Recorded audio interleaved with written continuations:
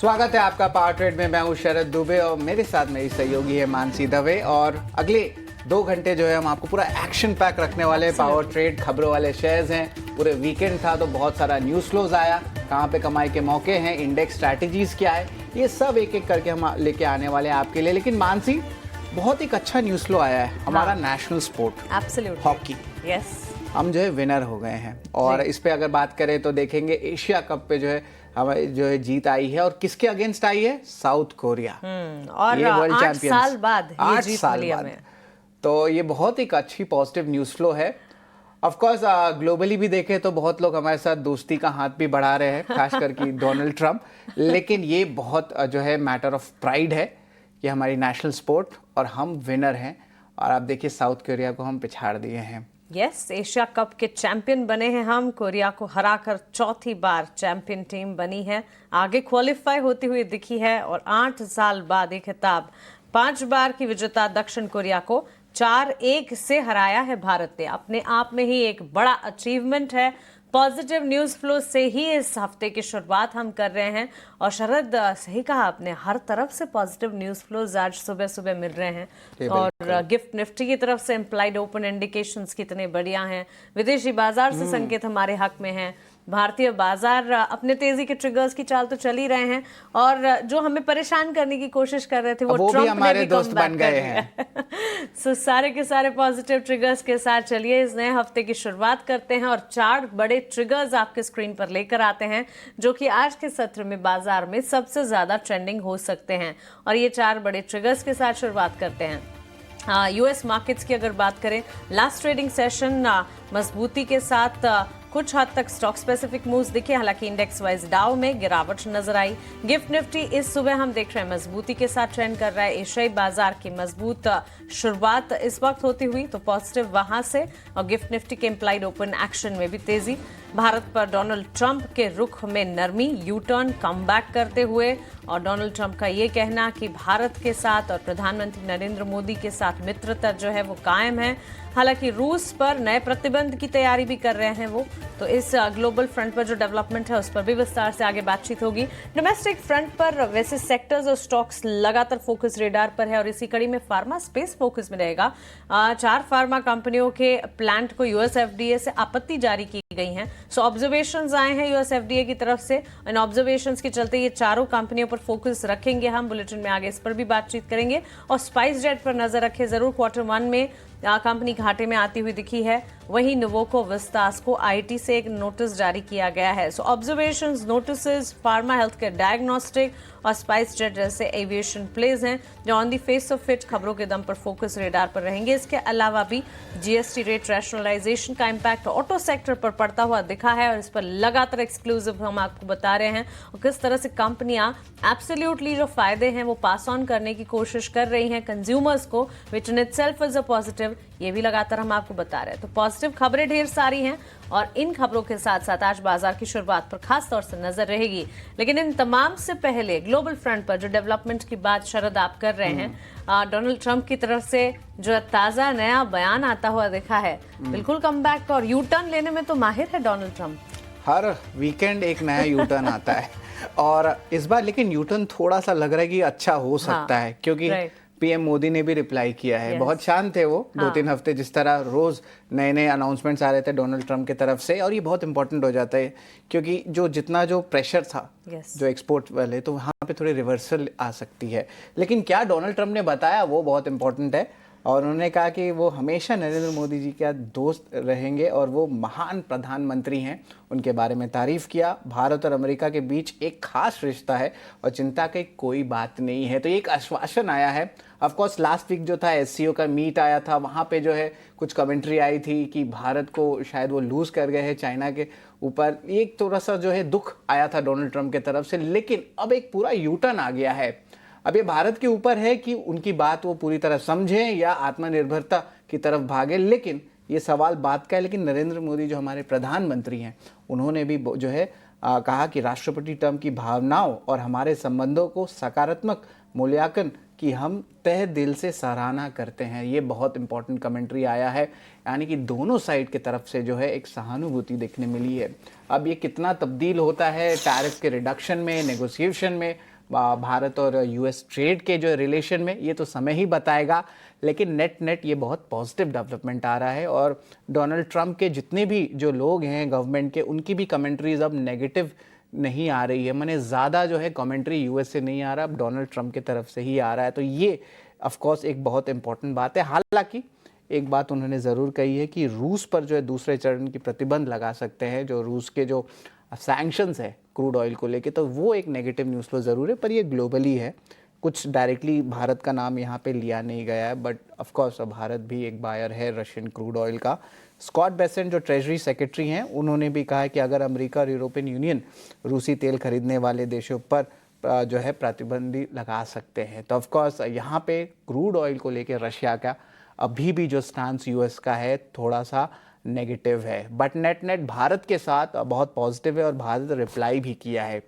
लेकिन आंकड़ों की बात कर लेते हैं, क्योंकि मैक्रो डेटा भी यूएस में जो है फ्राइडे को आया था और ये मैक्रो डेटा बहुत इंपॉर्टेंट हो जाता है आज के लिए। आप यहाँ पे देखें तो शुक्रवार में डाउ जोन्स लगभग 220 अंक गिरा, नास्डैक और S&P 500 में भी गिरावट आई। दो अहम बातें, कमज़ोर जॉब डेटा आई और जो इकोनॉमिक स्लोडाउन है उसका जो चिंता है वो बढ़ गया है। उन्होंने एक चीज़ और किया है कि उनकी जो मैक्रो डेटा उसको डाउनवर्ड रिविजन और कर दी कि और स्ट्रेस दिखे इकोनॉमी में, यानी कि चांसेस बढ़ जाते कि इस साल एक नहीं 2 या 3 रेट कट्स आ सकते हैं, ये एनालिस्ट का मानना है। अगस्त के जॉब डेटा की बात करें तो सिर्फ 22,000 है, अनुमान 75,000 था। और अगस्त के लिए जो यूएस की बेरोजगारी है वो लगभग 4 साल की ऊंचाई पर जो है आ गया है। तो ऑफकोर्स थोड़े से नंबर्स में भी जो है ट्विस्ट आया है और फेड के सितंबर पॉलिसी में दरों कटौती की उम्मीद जो है बढ़ चुकी है। एंड ऑफ कोर्स अब देखा जाए तो इस साल जितने और भी मीटिंग होंगे वहाँ पे भी रेट कट्स आ सकते हैं। हालांकि फ्यूचर्स थोड़े पॉजिटिव जो है अभी ट्रेंड कर रहे हैं।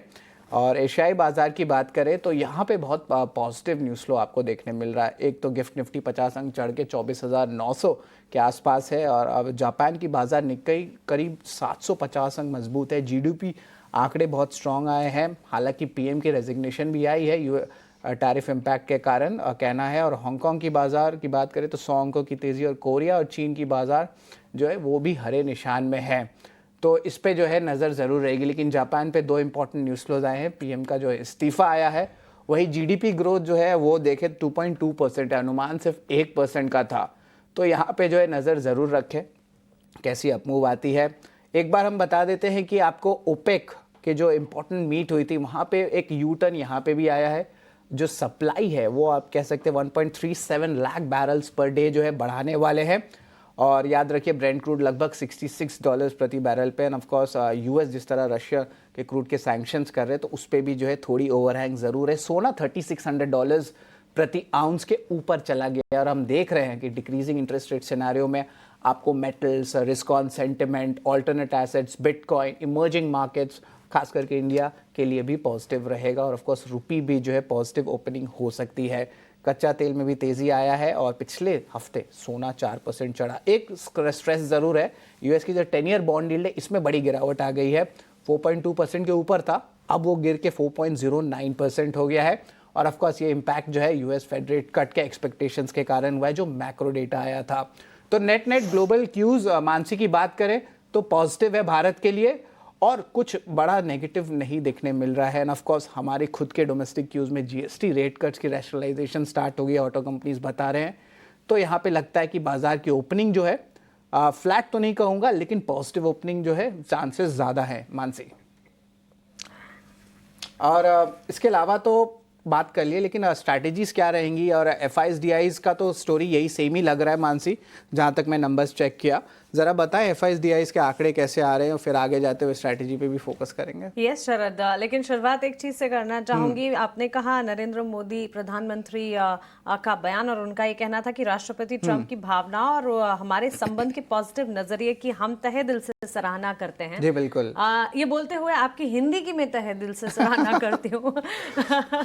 काफी कह सकते हैं कि नरिश होती जा रही है। जी बिल्कुल। मैं बताऊंगा, मैं work in progress life time रहने वाला हूँ। लेकिन आप लोग रहते हैं तो मेरी हिंदी भी इम्प्रूव हो जाती है। मैं थोड़ा बंगाल से हूँ तो मेरा हिंदी थोड़ा सा अलग है, बट ओवरऑल आप लोग से सीख के और सबसे सीख के दर्शक भी हमें फीडबैक देते, शरद आप ऐसे बात करें, बोलो ठीक है सुनूंगा जरूर।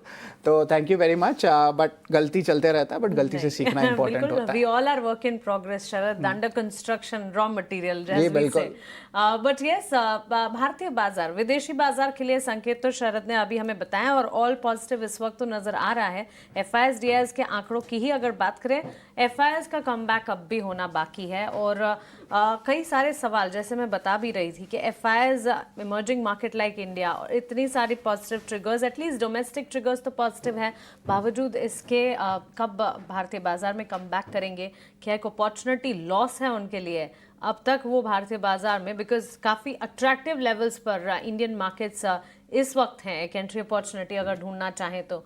अब बावजूद इसके क्यों नहीं हो पा रहा है कमबैक, के बड़ा सवाल है। लेकिन ये ताज़ा आंकड़ों की ही अगर बात करें, 1304 करोड़ की बिकवाली एफआईएस ने लास्ट करी और उसके ठीक सामने डीआईएस जो है लगातार भारतीय बाजार को सपोर्ट करने का काम कर रहे। 1821 करोड़ की खरीदारी के आंकड़े डीआईएस की तरफ से आते हुए दिखे। क्रम अनुसार अगर आप देखेंगे, सितंबर के महीने की शुरुआत से लेकर अब तक शायद एक बार भी ऐसा नहीं हुआ जब एफआईएस की तरफ से हमें खरीदारी के डेटा पॉइंट्स मिले हों।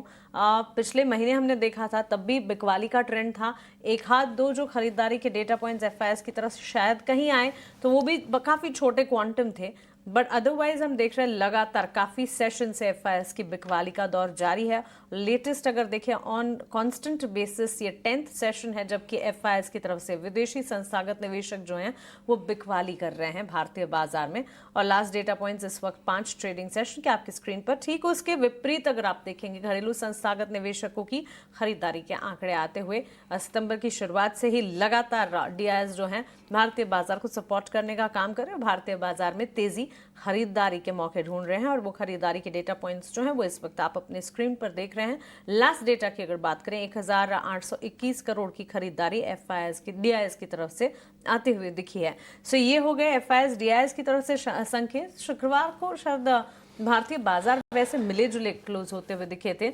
सेक्टर स्पेसिफिक चाल काफ़ी पॉजिटिव रही। जीएसटी रेट रैशनलाइजेशन के बाद कंजम्पशन लगातार फोकस में और कंजम्पशन से भी ज़्यादा ऑटो सेक्टर फोकस रेडार पर है, बिकॉज कंपनियां जो हैं वो कंज्यूमर्स को पास ऑन करने के बेनिफिट्स पास ऑन करने की पूरी कोशिश और तैयारी कर रही हैं। और ये जीएसटी रेट रैशनलाइजेशन जो है विथ इफेक्ट हो जाएंगे वो 22 सितंबर से, लेकिन उससे भी पहले कंपनीज जो हैं वो अपॉर्चुनिटी मिस नहीं करना चाहती और कंज्यूमर्स को पहले से ही पास ऑन कर रही है बेनिफिट्स, तो इस पर भी लगातार हमारी नज़र है। लेकिन शुक्रवार का ट्रेंड मिला जुला था। इंडेक्स वाइज अगर देखें, स्टॉक वाइज, सेक्टर वाइज हमने देखा सेक्टर्स, एक हाथ दो सेक्टर्स को छोड़ लगभग सारे सेक्टर्स में पॉजिटिविटी थी। अब इस हफ्ते के लिए ओपेक प्लस देशों की बैठक में फैसलों पर नज़र खास तौर से हमें नज़र रखनी होगी। एफआईएस डीआईएस के ट्रेंड पर तो फोकस है ही, इंडेक्स से ज़्यादा अलग अलग सेक्टर्स में खरीदारी के मौके मिलेंगे तो हमारे व्यूअर्स के लिए लगातार वो खरीदारी के मौके जो हैं अलग थलग sectors, not just the sectors जिस भी बातचीत हर रोज़ होती है, लेकिन कुछ और सेक्टर्स नए सारे जो चर्चा में कम रहते हैं और वहाँ से अगर अपसर्ज आता है, अपमूव्स आते हैं, तो वो भी हम आपके सामने लगातार रख रहे हैं। इस हफ्ते अगस्त इन्फ्लेशन के आंकड़ों पर भी नज़र रखनी होगी, तो economic indicative action, trigger points, events, cues ढेर सारे हैं जिस पर हम नजर रखेंगे। और अब तो डोमेस्टिक के साथ साथ ग्लोबल ट्रिगर्स भी आएंगे। भारत और यूएस ट्रेड डील पर अगर कोई बात बनती है, नेगोशिएशन टेबल पर अगर कुछ पॉजिटिव आता है शरद, तो इस पर भी खास तौर से नजर रखनी होगी, क्योंकि डोनाल्ड ट्रंप की तरफ से जो ताज़ा बयान आए हैं, I think the space and room, वो खुद चाहेंगे कि वो इंडिया के साथ कोई नेगोशिएशन कर पाएं। सो विनिंग स्टेट में अब हम हैं फिलहाल, और हो सकता है कि यहाँ से भी कोई डेवलपमेंट आता हुआ दिखे। ऑल इन ऑल संकेत जो है ठीक ठाक लग रहे हैं। मानसी, आपने बहुत सही कहा। एक तो डोमेस्टिक एडवांटेज जीएसटी का, अब एक्सपोर्ट का जो भी प्रेशर था अगर सॉल्व होता है तो हमें यूएस मार्केट से भी जो है एक अच्छी अपमूव आएगी। इसलिए textile, gem and jewellery, sea food, जहाँ पे सेलिंग प्रेशर आया है, रिवर्स हो सकता है ये काउंटर। और डोमेस्टिकली आपने कहा कि ऑटो पे नज़र रखें, क्योंकि अब जो है प्राइस कट्स रेट्स के आने लगे हैं। हालांकि इफेक्टिवनेस कब है? 22 सितंबर से। तो ये डेट ज़रूर आप याद रखें। लेकिन याद रखिए, हमारी जो फाइनेंस मिनिस्टर निर्मला सीतारमन, उन्होंने एक चीज़ बहुत अहम बात कही है कि जो इन्वॉइसिंग होती है, आप इन्वॉइसिंग से डेट जो है बाद का दिखा सकते हैं, लेकिन rate cuts as a consumer benefit जो है आपको अभी से भी देना सकते हैं। तो जो गवर्नमेंट की नज़र है कि पूरा benefit GST rate cut consumers को आए। तो ऑटो की तो बात कर ली, लेकिन मैं आपको बता देता हूँ कुछ कुछ कंज्यूमर ड्यूरेबल्स और कुछ बिल्डिंग मटेरियल सेगमेंट्स में भी जो है प्राइस कट्स इस हफ्ते से आने लगेंगे। एक एक करके जो है जब न्यूज़ फ्लो आएगा तब हम आपको बता भी देंगे, लेकिन आपको थोड़ा सा फ्लेवर पहले का हम दे देते हैं। लेकिन इसके अलावा जो है निफ्टी की स्ट्रैटेजी की बात करें, 24,700 लेवल्स के ऊपर जो है अच्छे से 3 ट्रेडिंग सेशन से क्लोज हो रहा है। आज भी गिफ्ट निफ्टी मानसी देखें तो हरे निशान में ओपनिंग है। क्या इंपॉर्टेंट सपोर्ट रेजिस्टेंस लेवल्स होने चाहिए? बिल्कुल शरद, देखिए गिफ्ट निफ्टी की तरफ से लाइक यू राइटली सेड, लेकिन आज शुरुआत में 7 बजे जितना एक्शन हम गिफ्ट निफ्टी में देख रहे थे वो गेन थोड़ा कम हुआ है। लेकिन चलिए टू अर्ली टू से, वैसे भी भारतीय बाजार की तस्वीर अब कुछ ऐसी हो गई कि लगातार हम व्यूअर्स को भी बताते हैं कि बाजार खुलने के साथ साथ आपको थोड़ा सा इंतजार करना चाहिए और सेटल होने देना चाहिए मार्केट को। एटलीस्ट हाफ एन आवर के बाद कोई डिसीजन या स्ट्रैटेजी जो है एब्सोल्यूट नजर आएगी, तस्वीर साफ होती दिखेगी। शुक्रवार के सेशन में अगर देखें बेंचमार्क इंडिसेस ने में अगर बात करें, फ्राइडे हाई वॉलेटिलिटी देखने को मिली थी during the entire session. Nifty हो चाहे बैंक निफ्टी हो, सेंसेक्स हो, और हमने of course recovery early losses से जरूर देखी, मैनेज किया निफ्टी बैंक निफ्टी दोनों ने ही।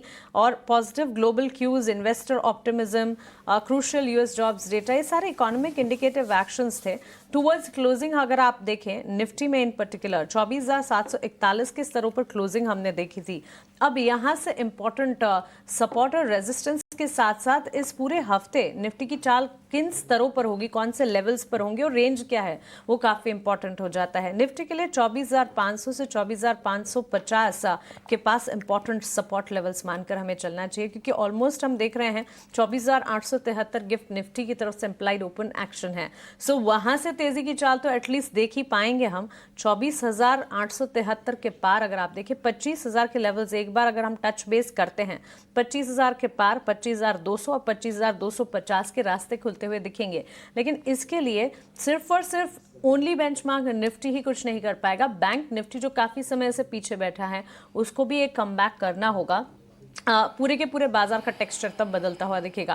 हालांकि निफ्टी ने काफी हद तक कमान संभाली भी, और लास्ट पूरे हफ्ते की भी अगर बात करें बैंक निफ्टी के माइल्ड परफॉर्मेंस के सामने निफ्टी की परफॉर्मेंस इन कंपैरिजन ठीक रही थी। निफ्टी के लिए 24,950 से 25,000 के बीच रेजिस्टेंस जोन को खासतौर से मानकर चलेंगे हम, बिकॉज 24,873 के लेवल्स पर इस वक्त गिफ्ट निफ्टी की तरफ से इंप्लाइड ओपन है। 25,000 एक बहुत इंपॉर्टेंट लेवल है जिस पर खासतौर से हमें नजर रखनी चाहिए।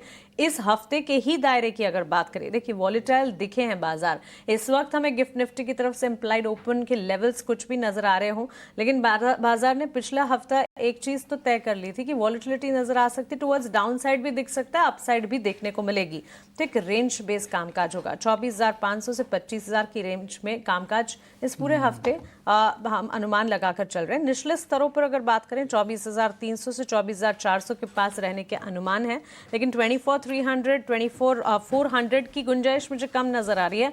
उम्मीद ये लग रही है कि 25,000 के लेवल दिखेंगे और वहां से आगे हम बढ़ेंगे। तो एक बार 25,000 अगर टच बेस कर लिया तो 25,200 एंड 25,250 के लेवल्स नजर आ सकते हैं। बिल्कुल मानसी, मतलब कन्विक्शन आ जाएगा 25,000 पे। तो आज का क्लोजिंग भी बहुत इंपॉर्टेंट होगा ट्रैक करने के लिए।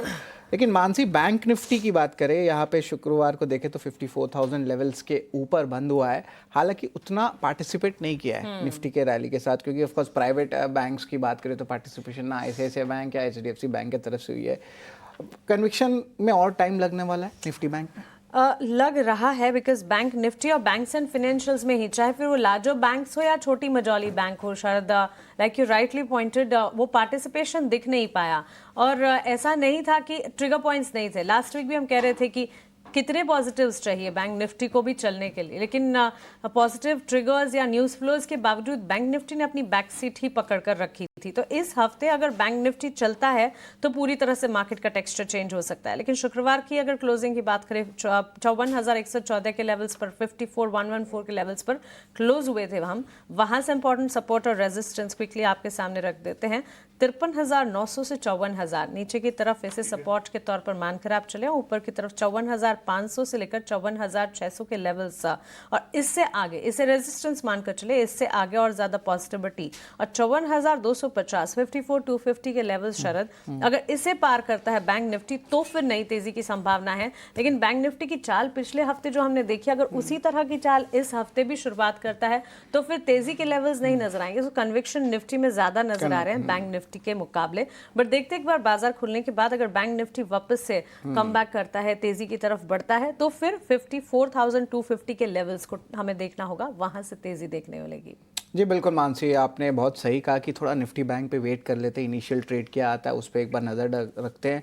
और बहुत दिन से जो है, मतलब बहुत दिन क्या, बहुत महीने हो गए हैं कि एफआईज की जो शॉर्ट कवरिंग है अभी भी 90% के ऊपर है।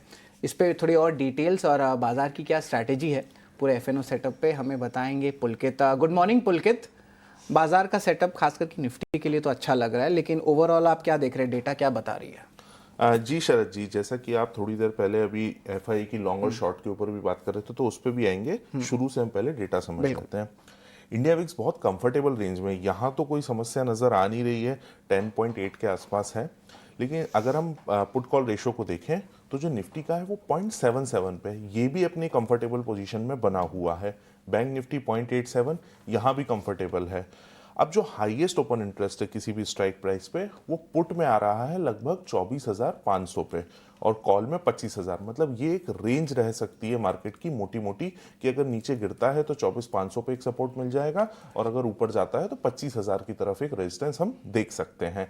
वहीं अगर हम बैंक निफ्टी की बात कर लेते हैं तो पुट में ये 54,000 के ऊपर है और कॉल 57,000। मतलब ये 3,000 पॉइंट की रेंज है, बट इतना मूव नहीं करेगा। हाईएस्ट ओपन इंटरेस्ट लेकिन इन लेवल्स पर मौजूद है। अब हम जो लॉन्ग पोजीशन की बात कर रहे थे, एफआई की लॉन्ग पोजीशन लगभग 7.43% के आसपास आई है। ये अपने मल्टी ईयर लो पर है किसी भी एक दिन में अगर हम पोजीशन को देखें तो। अब यहाँ से अगर छोटी सी भी कोई अच्छी न्यूज़ आती है तो जो शॉर्ट कवरिंग होगी वो एक बहुत तगड़ी हो सकती है और आराम से निफ्टी को 1000 से 2000 पॉइंट मूव करवा सकती है, क्योंकि इतना ज़्यादा मार्केट में एफआईएस को शॉर्ट पहले कई सालों में नहीं देखा गया। अगर हम डीआई लॉन्ग पोजीशन की बात करें तो ये 66% के आसपास है, ये यहाँ कोई समस्या की बात नहीं है। एफएनओ बैंक में सिर्फ एक शेयर है, आरबीएल बैंक, जिसकी मार्केट वाइड पोजीशन लिमिट अभी भी 80% के नीचे नहीं गई है। जैसे ये जाएगी ये भी एफएनओ की लिस्ट से बाहर आ जाएगा। तो जी शरद जी, ये था एफएनओ का डेटा। बाकी देखते हैं आप एफआई की लॉन्ग पोजीशन आज इतनी शॉर्ट होने के बाद कुछ कवर होती है या नहीं। तो चलिए, ये डेरिवेटिव डेटा और पुलकित गुड मॉर्निंग। काफ़ी दिनों बाद आपके साथ डेरिवेटिव डेटा और ये डेटा एनालाइज करना अच्छा लग रहा है और उम्मीद करके चलते हैं कि इस तरह के लेवल बेस्ड कामकाज इस हफ्ते भी देखने को मिले। हालांकि निफ्टी जो है वही इस वक्त परफॉर्म कर पा रहा है, बैंक निफ्टी की तस्वीर पर नजर रखनी होगी। लेकिन इसके साथ साथ सेक्टर स्पेसिफिक की चाल की अगर बात करें, last week was given to consumption and automobile space. IT sector ने कमबैक किया जरूर, लेकिन उसके बाद अगेन हम देख रहे हैं करेक्शन का मूव। ये करेक्शन क्या वन ऑफ है? यहाँ से वापस से तेजी की तरफ आईटी सेक्टर बढ़ता हुआ दिखेगा और आईटी सेक्टर से जुड़ा एक इम्पॉर्टेंट डिटेल रिसर्च भी आपके पास है। जी मानसी जी, जैसा कि हमने देखा मोदी जी ने ट्रंप साहब के एक ट्वीट पे कमेंट किया था, वो एक पॉजिटिव कमेंट था। हमको ये उम्मीद थी कि मार्केट आज अच्छा ऊपर ओपन हो सकता है। अब बाद में एक एक्ट आया जिसे है हायर एक्ट कहा जाता है। हायर का फुल फॉर्म है halting international relocation of employment act. अब ये है क्या? ये हायर से ज्यादा फायर के रूप में देखा जा रहा है इसे। तो इस एक्ट के अकॉर्डिंग अगर कोई भी यूएस टैक्स पेयर, मतलब यूएस की कोई भी कंपनी किसी फॉरेन नेशनल को अगर कोई भी पैसा देती है उसकी कोई सर्विस यूज करने के लिए, तो उसे लगभग 25% का टैक्स देना पड़ सकता है। और वो यूएस में जो सेनेट होती है वहां पर यह बिल पेश किया गया है।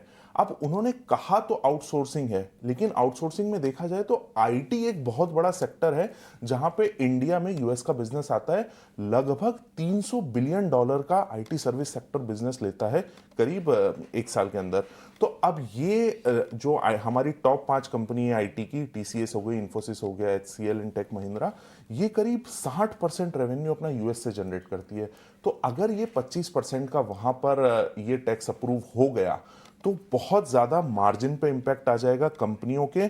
उसके बाद ऑपरेशनल कॉस्ट बढ़ जाएगी। तो अल्टीमेटली ऑलरेडी जो चैलेंजिंग सा एनवायरनमेंट चल रहा है मार्केट में, वहाँ पे ये एक बहुत नेगेटिव की तरह काम कर सकता है। तो इसी ये उम्मीद है कि आज शायद निफ्टी आईटी थोड़ा सा दबाव में भी देखा जाए। दर्शकों को ये बता दें कि ये बिल अभी पास नहीं हुआ है, ये सिर्फ पेश हुआ है। तो अगर पास होता है तो एक बहुत बड़ा सेटबैक ये इंडियन आईटी कंपनीज के लिए लग सकता है। Okay, so not a higher act लेकिन अ फायर एक्ट जो आप कह रहे हैं। जी बिल्कुल। और इंडियन आईटी कंपनीज के लिए इसके मायने सीधे तौर पर यह है कि इंडियन आईटी कंपनीज को ज्यादा फेयर और ज्यादा हीट बेयर करनी पड़ेगी अगर ये पास हो जाता है तो। उन्होंने अपने एक्ट में बोला है कि कोई भी आउटसोर्सिंग सर्विस, लेकिन चूंकि इंडिया का बहुत बड़ा एक जो वहां से बिजनेस आता है वो आईटी के फॉर्म में आता है, छोटे मोटे दूसरे सेक्टर्स पे भी प्रभाव देखा जा सकता है, बट मोटा मोटा आईटी पे हम एक बड़ा प्रभाव देख सकते हैं। और ये जो 5 कंपनियों के मैंने नाम लिए, ये लगभग 11 से 12% होल्ड करती हैं निफ्टी के अंदर। तो अगर इन पे दबाव आया तो हम निफ्टी पे दबाव देख सकते हैं। तो वो जो मोदी जी का कमेंट है वो हो सकता है यहाँ से थोड़ा सा मतलब नेगेटिव पॉजिटिव होके सेटल हो रहा है, इसलिए हम गिफ्ट निफ्टी बहुत ज्यादा ऊपर भी नहीं देख रहे हैं। तो शायद आईटी सेक्टर के लिए यहाँ से और ज्यादा करेक्शन बिकॉज ऑफ दिस आ सकता है। लेकिन देखिए, ये एक बात बता दूं कि ये सेनेटर का प्रस्ताव है, आने में बहुत टाइम लगता है। और याद रखिए, almost half of Fortune 500 companies के जो जीसीसी सेंटर्स हैं और जो बैकएंड है वो इंडिया से ही आता है। तो उनको ही अपने पैर पे कुल्हाड़ी लग जाएगा अगर ये अपने आउटसोर्सिंग रोक देते हैं। उनका बैकबोन टूट सकता है। याद रखिए, सिर्फ बहुत सारे केपीओज बीपीओज है जो भारत में है, तो उस पर भी नज़र ज़रूर रखेंगे, तो उस पे भी जो है फोकस रहेगा। एंड ये सभी तक ही प्रस्ताव है और पारित नहीं हुआ है और ब्रेनस्टॉर्मिंग चलेगी। और जो शरद पॉइंट और एंगल बता रहे हैं उस पर भी अगर हम सोच रहे हैं तो वहां पर भी अधिकारी जो है सोचेंगे जरूर। कई एनालिस्ट का ये भी मानना है कि ये लॉजिकल से ज्यादा पॉलिटिकल एक तरह का बयान है। तो अब ये सिर्फ बयान के रूप में और एक बिल के रूप में बन के रह जाता है या पास होता है, ये तो हम फ्यूचर में देखेंगे। लेकिन मुझे भी पर्सनली ऐसा लगता है ये अगर उन्होंने इम्प्लीमेंट किया तो हमसे ज्यादा नुकसान उन्हें होगा। बिल्कुल, दैट्स राइट। और हो सकता है कि नियर जर्क रिएक्शन या एक शॉर्ट टर्म रिएक्शन जरूर दिखे, अदरवाइज सब ठीक फिलहाल आईटी सेक्टर के लिए। लेकिन देखना होगा आईटी सेक्टर की चाल कैसी रहती है। वैसे डाउन साइड करेक्शन दिख रहा है यहाँ पर। मूविंग अहेड, टाइम्स नेटवर्क की ग्रुप एडिटर नाविका कुमार ने वित्त मंत्री निर्मला सीतारमण का मेगा इंटरव्यू किया, जिसमें वित्त मंत्री ने जीएसटी रिफॉर्म को लेकर अपनी बात रखी। आइए आपको सुनाते हैं। This one tax, GST, impacts on 140 billion people's lives. There is no tax which does this kind of a cutting across sections and reaching to every citizen. Meaning, every citizen waking up in the morning has something or the other bought in the market which has an implication, GST implication. And therefore, taking a major overall revamp it's a big exercise. It required so much of working hours, intense working hours. The bureaucracy was completely with me in every moment. Like when I would return saying I'm unhappy with this aspect of the proposal, redo it and come back. There was never a bitter moment or a grudge or a unhappiness. So they have worked together to deliver on a promise which Prime Minister Modi gave. And that is why the contours of the central government's proposal to the GST was defined. I want to ask you, India friends with China or United States of America? India will want friends everywhere, but India's priority is India. We take decisions to make sure India is safe, India can prosper, India and Indians can live a life of self-respect and dignity. But do you think the pronouncements that have come in recent times from the United States of America by leaders, people in positions of power there, have somewhere or the other eroded the respect that India deserves? Common people in India who earlier thought maybe the United States is a friendly nation with India, and in the last 20-25 years, a lot of movement. And under Prime Minister Modi, between 2014 and today, a lot of steps taken to strengthen our relationship. The people of India are astonished at comments which are coming. And I'm sure reason will prevail eventually. तो हमारे times network exclusive में जो है mega FM interview है और इस पे जो है हमारी नज़र रहने वाली है और बहुत इम्पॉर्टेंट इम्पैक्ट कंजम्पशन प्लेस में देखने मिल सकता है। लेकिन चलिए, हमारे साथ जो है जुड़ रहे हैं Somil Mehta, Mirae asset Sharekhan के। गुड मॉर्निंग सोमिल, आप देखें तो net global cues, domestic cues तो अच्छे लग ही रहे हैं। बाजार का सेटअप क्या लग रहा है, जरा बताएं। Nifty bank. Good morning to everyone. Definitely positive है। 20 डेली मूविंग एवरेज के ऊपर हम क्लोज हुए फ्राइडे को, which was a good sign. एक अच्छी रिकवरी देखी लास्ट ट्रेडिंग सेशन में, so that was again a good sign. To 24,500 24,400 के आसपास बहुत ही क्रूशियल सपोर्ट है, और वहां से सपोर्ट लेकर फिर से मार्केट ने high top high bottom formation बनाया, again a good sign. So overall अगर आप देखें चार्ट्स पर पॉजिटिव मोमेंटम लग रहा है, ट्रेंड पॉजिटिव लग रही है। Stock specific, sector specific, there are a lot of good movements, positive movements और शार्प मूवमेंट्स देखने मिल रही है। मैं बहुत पॉजिटिव हूँ मार्केट्स में। निफ्टी में जो मोमेंटम इंडिकेटर है वो फ्रेश बाय सिग्नल आया है on the higher degree time frame. So all these things indicate कि यहाँ से एक अच्छी रैली देखने मिल सकती है। ऑफ कोर्स जो 25,000 और 25,250 का जो रेजिस्टेंस है वो बहुत ही इंपॉर्टेंट है, और उसे निकालना बहुत ही इंपॉर्टेंट है।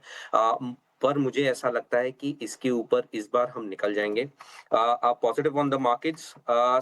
नीचे में जो सपोर्ट है, वेरी क्रूशियल सपोर्ट्स, 24,620, 24,530 और दूसरा 24,400। सो ये दो सपोर्ट्स हैं जो मैंने रेजिस्टेंस बताए 25,000 25,250 के।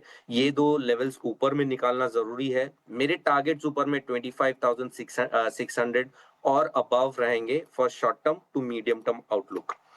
बैंक निफ्टी में अगर बात करें, 200 डेली एक्सपोनेंशियल मूविंग एवरेज पे ट्रिपल बॉटम बना के हमने फिर से ऊपर की तरफ रुक किया है बैंक निफ्टी ने, और मुझे लगता है कि this is a very good sign.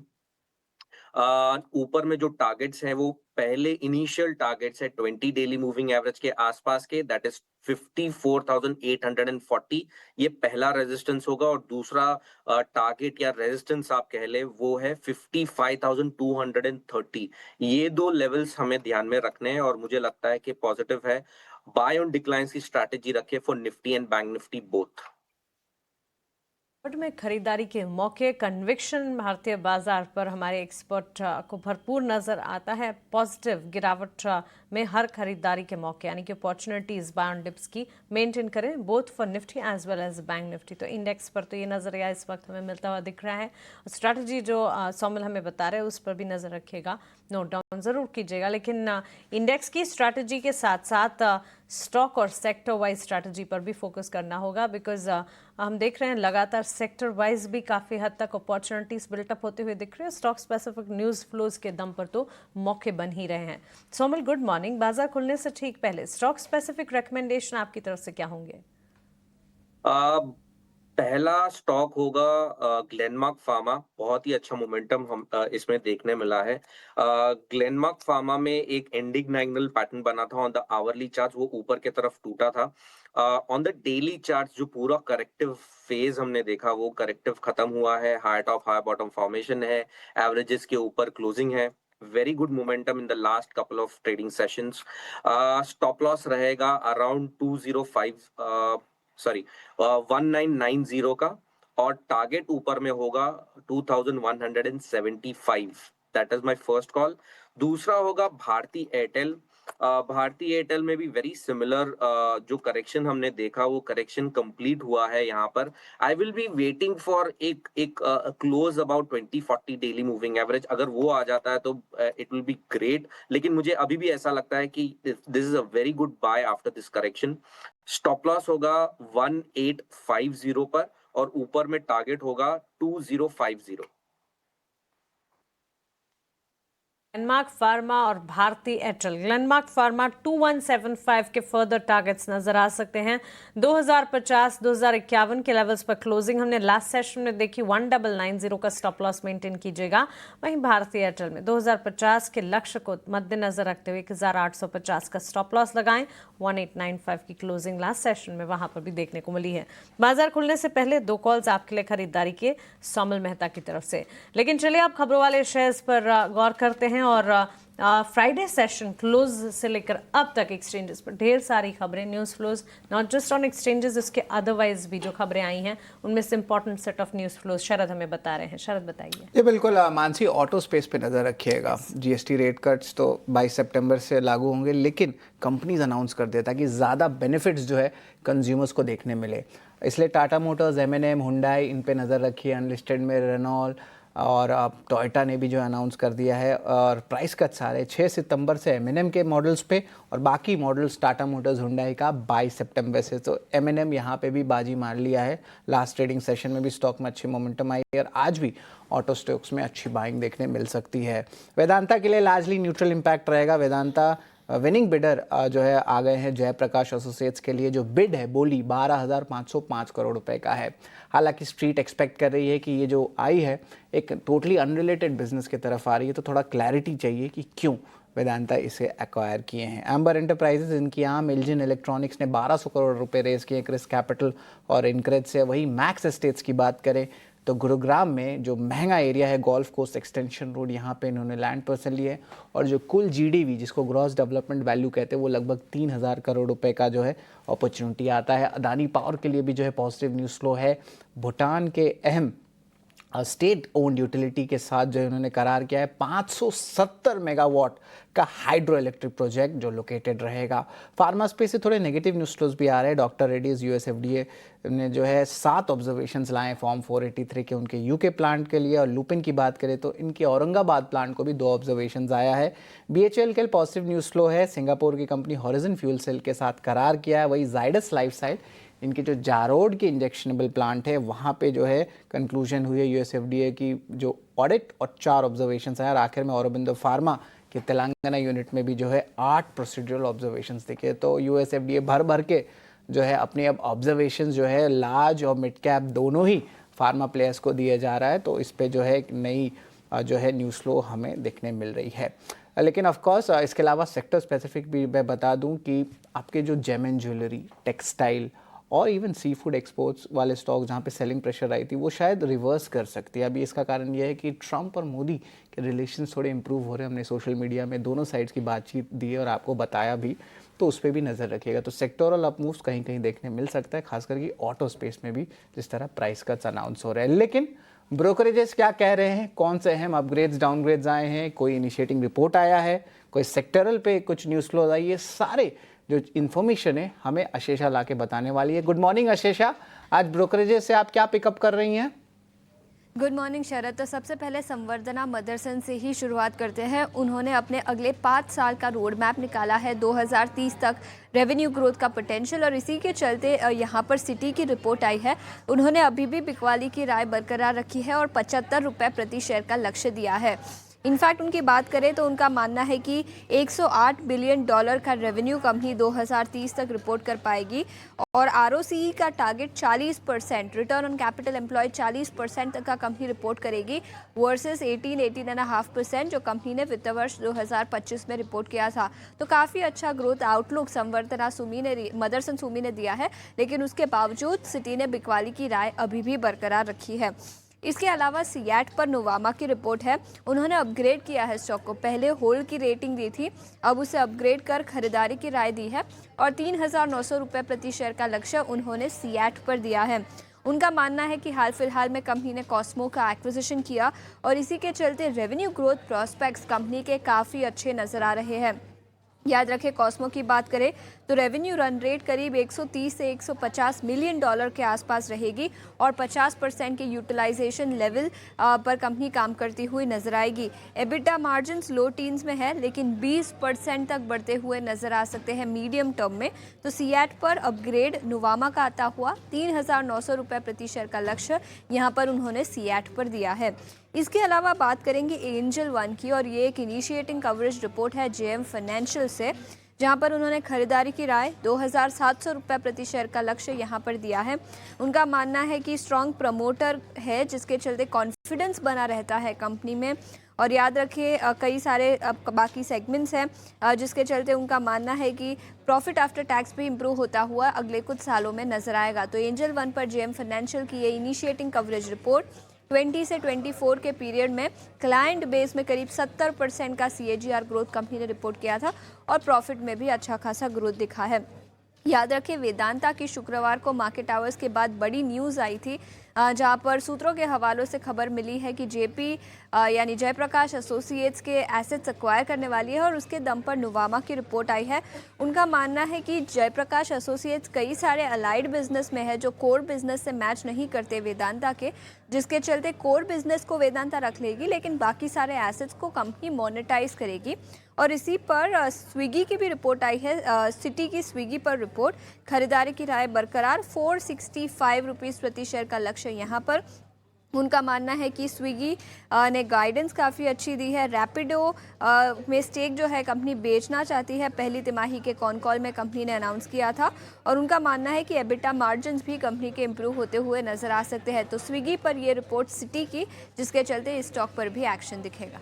Absolutely आशीषा, बहुत शुक्रिया आपका हमारे साथ जुड़ने के लिए और ये सारे ब्रोकरेज रिपोर्ट्स एंड टेक्स हमें बताने के लिए। फूड डिलीवरी प्लेयर्स लगातार फोकस रेडार पर है जब से उन्होंने अपनी प्लेटफॉर्म फीस बढ़ाई है और अब स्विगी टर्नल पर लगातार ब्रोकरेज रिपोर्ट्स भी आ रही हैं। इस स्पेस पर भी नज़र रखेंगे। इसके अलावा भी वेदांता पर नुवामा की रिपोर्ट, एंजल वन पर JM फाइनेंशियल की रिपोर्ट और सिएट, संवर्धना, मदरसन जैसे काउंटर्स, ऑटो के साथ साथ ऑटो एंसरी भी फोकस रेडार पर है।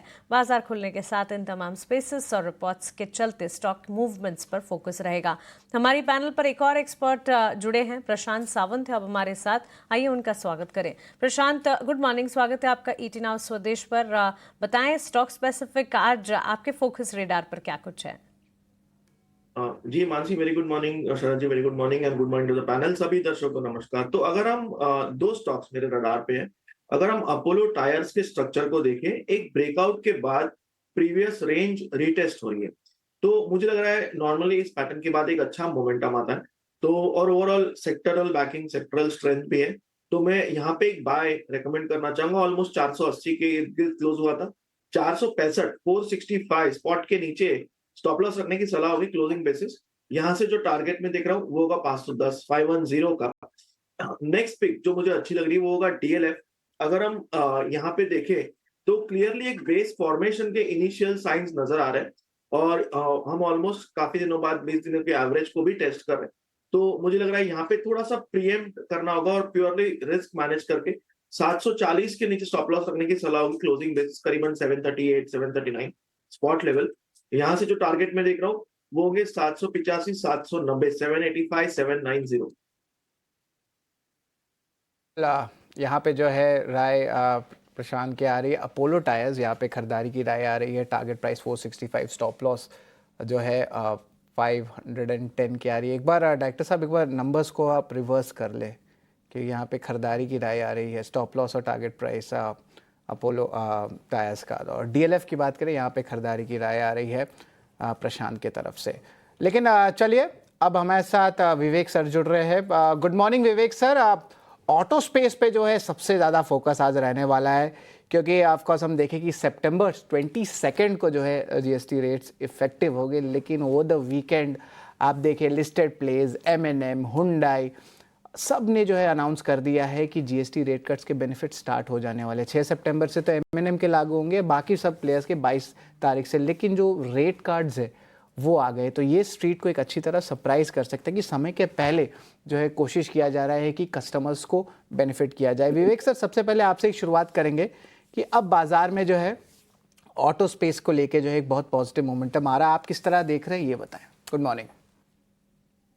गुड मॉर्निंग सबको।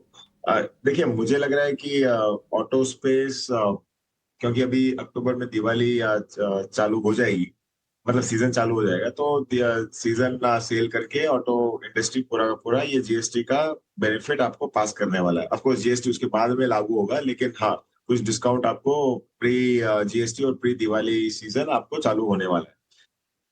जहां तक हम लोग सोच रहे थे कि जो 20 लाख की गाड़ी के ऊपर GST भारी पड़ेगा M&M टाइप ऑफ स्टॉक्स पे, वो एक्चुअली एडवांटेज हो गया।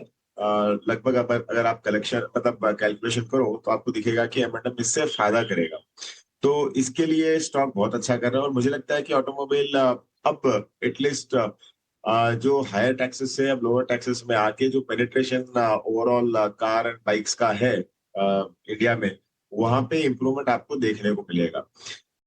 मेरे को मतलब एग्जैक्टली नंबर्स याद नहीं है, लेकिन जो पेनिट्रेशन पर 100 हाउसेस जितनी कार्स है इंडिया में, वो बहुत बहुत कम है कंपेयर टू वेस्टर्न वर्ल्ड और बाकी कंट्रीज के। तो यहाँ पे I think should be good, और ऑटोमोबाइल एक लॉन्ग टर्म स्टोरी है यहाँ से भी।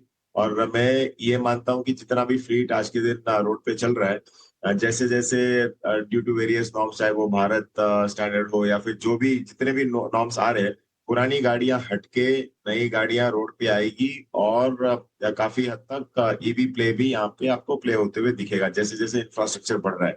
काफी लोग सोचते हैं कि इंफ्रास्ट्रक्चर इतना है नहीं, लेकिन आप अगर गूगल मैप्स पे आप आज भी जाके देखो कि ईवी चार्जिंग फैसिलिटीज अगर ढूंढो, तो आपके आजू बाजू आपको मतलब दसों स्टेशन मिल जाएंगे। तो इंफ्रास्ट्रक्चर बहुत तेजी से बढ़ रहा है, और मुझे लगता है कि ये जो रिप्लेसमेंट होगा, हर्षद मेहता के टाइम पे बात कर रहे थे, हम लोग करते थे, हम लोग तो नहीं, मैं तो था ही नहीं उस टाइम, जो रिप्लेसमेंट वैल्यू, रिप्लेसमेंट कॉस्ट, तो ये जो फ्लीट है पूरा का पूरा, मुझे लगता है कि अगले 15 साल में रिप्लेस भारत में होगा। तो ऑटोमोबाइल यस बहुत लॉन्ग टर्म स्टोरी है। आप इंडिविजुअली एक आध या दो स्टॉक लेने के बदले, अगर आपको मालूम नहीं है क्या लेना है, तो ट्रांसपोर्टेशन और लॉजिस्टिक्स फंड्स भी बहुत सारे अवेलेबल है बाजार में। तो मेरा टॉप बेस्ट तो यही रहेगा, M&M, टाटा मोटर्स, ये दो स्टॉक रहेंगे। और अगर आप टू व्हीलर में देखो तो बजाज और टीवीएस रहेगा। लेकिन आपको और भी वेल डाइवर्सिफाइड ऑटोमोबाइल सेक्टर चाहिए जो आपको इंडेक्स के जैसे प्ले करे, तो आई थिंक ट्रांसपोर्टेशन और लॉजिस्टिक्स सेक्टर्स अवेलेबल है म्यूचुअल फंड्स में, वहां पे भी आप निवेश कर सकते हैं। एब्सोल्युटली। तो चलिए, ये फंडामेंटल आउटलुक और इस पर हम नज़र रखेंगे। And yes, Tata Motors focus radar पर है, एक्सपर्ट्स के पॉजिटिव रेडार पर है, M&M भी है, और हो भी क्यों ना, जिस तरह से ग्राहकों को बेनिफिट्स GST रेट रैशनलाइजेशन की पास ऑन करने की कोशिश कंपनी कर रही है, इसका सीधा impact of course with effect GST rate rationalisation के अनाउंसमेंट्स जो हैं वो 22 सितंबर से होंगे। लेकिन इवन बिफोर दैट अब कंपनियां जो है हरकत में आ चुकी है, और एब्सोल्यूट बेनिफिट्स कंज्यूमर्स को पास ऑन करने की कोशिश जो है वो इन इटसेल्फ काफ़ी पॉजिटिव नज़र आ रही है। फंडामेंटल टेक तो ऑटो सेक्टर पर जाना ही हमने, लेकिन सोमिल, एक नज़रिया आपकी तरफ से भी ऑटो और ऑटो एंसिलरी चार्ट पर टेक्निकली भी अगर कोई ट्रेडिंग अपॉर्चुनिटी आपके हिसाब से स्पेस में बन रही है तो बताइए। डेफिनेटली। अगर यहाँ पर अगर आप देखें तो ओवरऑल जो लार्ज कैप्स है, टाटा मोटर्स को छोड़ के M&M, Maruti, TVS, Ayesha Motors, ये सारे ही बहुत अच्छे लग रहे हैं। मेरा favourite pick for a little while, हमने आपके चैनल पे बहुत बार बात भी की है, बजाज ऑटो है। बड़ा सा हेड एंड शोल्डर पैटर्न नीचे के ऊपर की तरफ टूटा है, एवरेजेस के ऊपर चल रहा है, और मुझे लगता है कि this stock will out perform यहाँ से, क्योंकि यहाँ पर रिस्क रिवॉर्ड रेशियो बहुत अच्छा है। मेरे जो टारगेट्स हैं वो 10,100 के टारगेट्स हैं इन द मीडियम टर्म आउटलुक, उसके ऊपर अगर सस्टेन होता है तो 10,800 तक ये स्टॉक जा सकता है। So these are all medium term targets for Bajaj Auto. यहाँ पे जो सपोर्ट लेना है, देयर आर टू सपोर्ट्स। पहला सपोर्ट है शॉर्ट टर्म का जो 8,900 के आसपास है, और दूसरा जो सपोर्ट है वो 200 डेली एक्सपोनेंशियल मूविंग एवरेज पे है, दैट इज 8,550। ये दो लेवल्स को ध्यान में रख के लॉन्ग पोजीशन बनाएं, और यहाँ से मुझे लगता है कि मीडियम टर्म आउटलुक पोजिशनली ये बहुत ही अच्छा लेवल्स ऊपर की तरफ देखने मिल सकता है। ऑटो सेक्टर पर ये एक नज़रिया इस वक्त बनता हुआ, ऑटो सेक्टर फोकस रेडार पर रहने वाला है। इसी वजह से हमने ऑटो सेक्टर से जुड़ा फंडामेंटल आउटलुक और टेक्निकल आउटलुक दोनों ही आपके सामने रखा। चलिए, कुछ और स्टॉक्स जो कि न्यूज़ फ्लो के चलते इम्पैक्ट में नज़र आ सकते हैं, इस पर फोकस करते हैं। और प्रशांत, एम्बर एंटरप्राइजेस पर एक टेक आपसे जानना चाहेंगे। स्टॉक में काफ़ी बढ़िया अच्छा मोमेंटम नज़र आ रहा है, और अच्छी तेज़ी के बीच ही लास्ट सेशन में भी क्लोजिंग हमने देखी थी। ताज़ा न्यूज़ फ्लो है कि कंपनी की सब्सिडरी ने 1200 करोड़ रुपए जुटाए हैं, और निवेशकों की लिस्ट में, निवेशकों की फहरिस्त में क्रिस कैपिटल और इनक्रेड जो हैं वो शामिल हैं। अब एक न्यूज़ फ्लो का इम्पैक्ट हो सकता है नज़र आए, लेकिन टेक्निकली भी चार्ट्स पे यहाँ से फर्दर अपसाइड आपको दिखती है। तो यहाँ पे मानसी, जो परसों के सेशन में हाई बना था ऑलमोस्ट 7,900, वो एक रेजिस्टेंस डेफिनेटली है, बट मुझे लग रहा है हम थोड़ा प्रीएम कर सकते हैं, और यहाँ पे जो स्टॉप लॉस रखना होगा वो करीबन 7,680 75 के आसपास, 7680 7675, वहां पे स्टॉप लॉस रख के हम एक बाय ट्रेड इनिशिएट कर सकते हैं। for targets around 8,100. सो तक के टारगेट्स भी यहाँ से यानी कि फर्दर अपसाइड और तेजी के ट्रिगर्स पूरी तरह से यहाँ पर नजर आ रहे हैं। प्रशांत, एक बार स्टॉप लॉस दोहराइएगा आपने प्लीज। जी, यहाँ पे स्टॉप लॉस रखना होगा 7675 7680 के आसपास। ठीक है, 7675 7680 के आसपास का स्टॉप लॉस मेंटेन करते हुए एम्बर एंटरप्राइजेस पोजीशंस है तो बिल्कुल इंटैक्ट रखें। 8000 के पार तक के लेवल्स भी नजर आ सकते हैं। लेकिन फूड डिलीवरी स्पेस जिसका जिक्र हम कर रहे थे, और even before that Vivek, quickly आपका एक स्टैंस, बिकॉज आप ग्लोबल फैक्टर्स पर भी फोकस रखते हैं और उस पर भी अपनी राय रखते ज़रूर हैं। डोनाल्ड ट्रंप के लेटेस्ट स्टेटमेंट्स तो आपने सुने और जाने ही होंगे। भारतीय बाजार और भारत में पीएम मोदी ने जिस तरह से डोमेस्टिक ट्रिगर्स के दम पर इकोनॉमी, मार्केट सभी के हालात बेहतर किए, वो टैरिफ की जो तकलीफ थी वो मानो दरकिनार कर हम बाकी सब चीज़ों पर फोकस कर रहे थे। और वही देखते हुए डोनाल्ड ट्रंप ने एक कमबैक या कह सकते यू टर्न लिया है। उनका ये कहना है कि मैं हमेशा नरेंद्र मोदी को दोस्त मानता था और मानता रहूँगा, और यहाँ से आगे भी ट्रेड डील को लेकर नेगोशिएशन टेबल उस फ्रंट पर भी कुछ बातचीत होने के आसार अब नजर आ रहे हैं। आपकी तरफ से इस पर क्या टेक होगा? देखो मानसी, अभी एक्चुअली एक YouTube चैनल में, तमिल YouTube चैनल में मैंने इंटरव्यू दिया था, वहां पे एक उदाहरण दिया था और 18 स्वदेश पे बोला या नहीं बोला मुझे याद नहीं है, लेकिन मैं रिपीट करता हूँ इसके लिए। पहले क्या हो रहा था कि डोनाल्ड ट्रंप और ऑफ कोर्स मैं उनको शेर मानता हूँ, तो शेर और बिल्ली की लड़ाई हो रही थी। यूरोप ने सरेंडर कर दिया, जापान ने सरेंडर कर दिया, वियतनाम ने सरेंडर कर, एक एक करके सारे के सारे सरेंडर कर रहे थे और डोनाल्ड ट्रंप को जो जीत है वो हासिल होती जा रही थी। तो अब तक हो रही थी शेर और बिल्ली की लड़ाई। अब अचानक क्या हो गया कि और शेर आ गया सामने। तो अब मैं तो डोनाल्ड ट्रंप को भी शेर मानता हूँ, मोदी को भी शेर मानता हूँ, पुतिन और जिनपिंग को भी शेर ही मानता हूँ। अब क्या हो गया कि अब शेरों की लड़ाई चालू हो गई। अब कल एक आर्टिकल मैं कहीं पढ़ रहा था, मैं ट्रेन में था तब पढ़ रहा था कि डोनाल्ड ट्रंप को अब लगा है कि इंडिया सरेंडर नहीं करने वाला है, जितनी भी धमकियां दे रहे हैं। तो इसके कारण अब बेटर होगा, मतलब इस लड़ाई को अगर फर्दर लेके जाओ तो दोनों देशों के लिए खराब है। यूएस के लिए तो खराब भी है। अभी थोड़ी देर पहले आप लोग आईटी की बात कर रहे थे, मुझे लगता है कि वो भी नहीं होने वाला है, क्योंकि अब सरेंडर नहीं हो रहा है करके एक कहीं ना कहीं आपको थोड़ा सा रास्ता देना पड़ेगा कि आओ चलो बातचीत वापस चालू करें। और ये मेरा हमेशा से मानना था, और कई बार जब भी आपसे बात हुई मैंने ये कहा कि जो टिप मिले आप इसमें लीजिए, और भारत का इसमें finally end of the day कुछ नहीं होने वाला है और हम लोग वापस विक्टोरियस ही इमर्ज होंगे।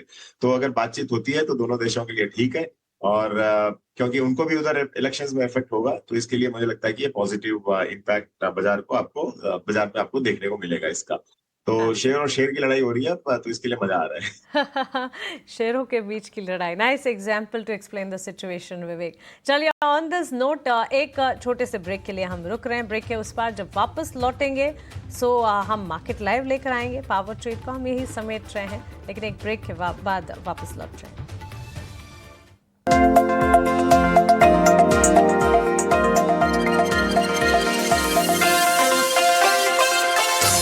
50% टैरिफ का जीडीपी पर कम होगा असर।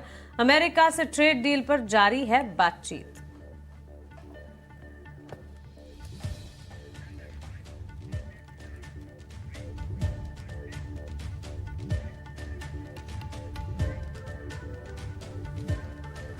को दरकिनार करते हुए भारतीय बाजार के पॉजिटिव ट्रिगर्स ज्यादा प्ले आउट होते नजर आ रहे हैं। जीएसटी रेट रैशनलाइजेशन का असर हम देख रहे हैं कंजम्पशन के पूरे बास्केट में। कंजम्पशन की जहां हम बात कर रहे हैं वहां ऑटोमोबाइल स्पेस को भी जोड़ें, ऑटो के साथ साथ एंसिलरी पर भी फोकस, जिस पर लगातार एक्सपर्ट से हम बातचीत भी कर रहे हैं। लेकिन साथ साथ कुछ एक तमाम सेक्टर्स हैं जिस पर कंसर्न्स आज के सत्र में शायद नजर आ सकते हैं। शायद एक तो आईटी सेक्टर, जिसकी थोड़ी देर पहले हम चर्चा कर भी रहे थे, और इसके अलावा फार्मा स्पेस पर भी आज फोकस करना होगा, बिकॉज फार्मा रिलेटेड कंपनियों पर ऑब्जर्वेशंस आ रहे, तो हो सकता है कि कंसर्न वहां पर भी शायद आज के सत्र में देखने को मिले। जी बिल्कुल लमान से आपने बहुत सही कहा। दोनों ही सेक्टर, दोनों में ही ज़्यादा एक्सपोजर यूएस के साथ। फार्मा की बात करें तो ऑफकोर्स बहुत सारे आपत्तियां जो है देखने मिल रही हैं और कंपनीज यूएस एफडी अनाउंस किए जा रहे हैं, तो एक टाइप से लॉबी का भी जो इम्पैक्ट ज़रूर देखने मिलता है।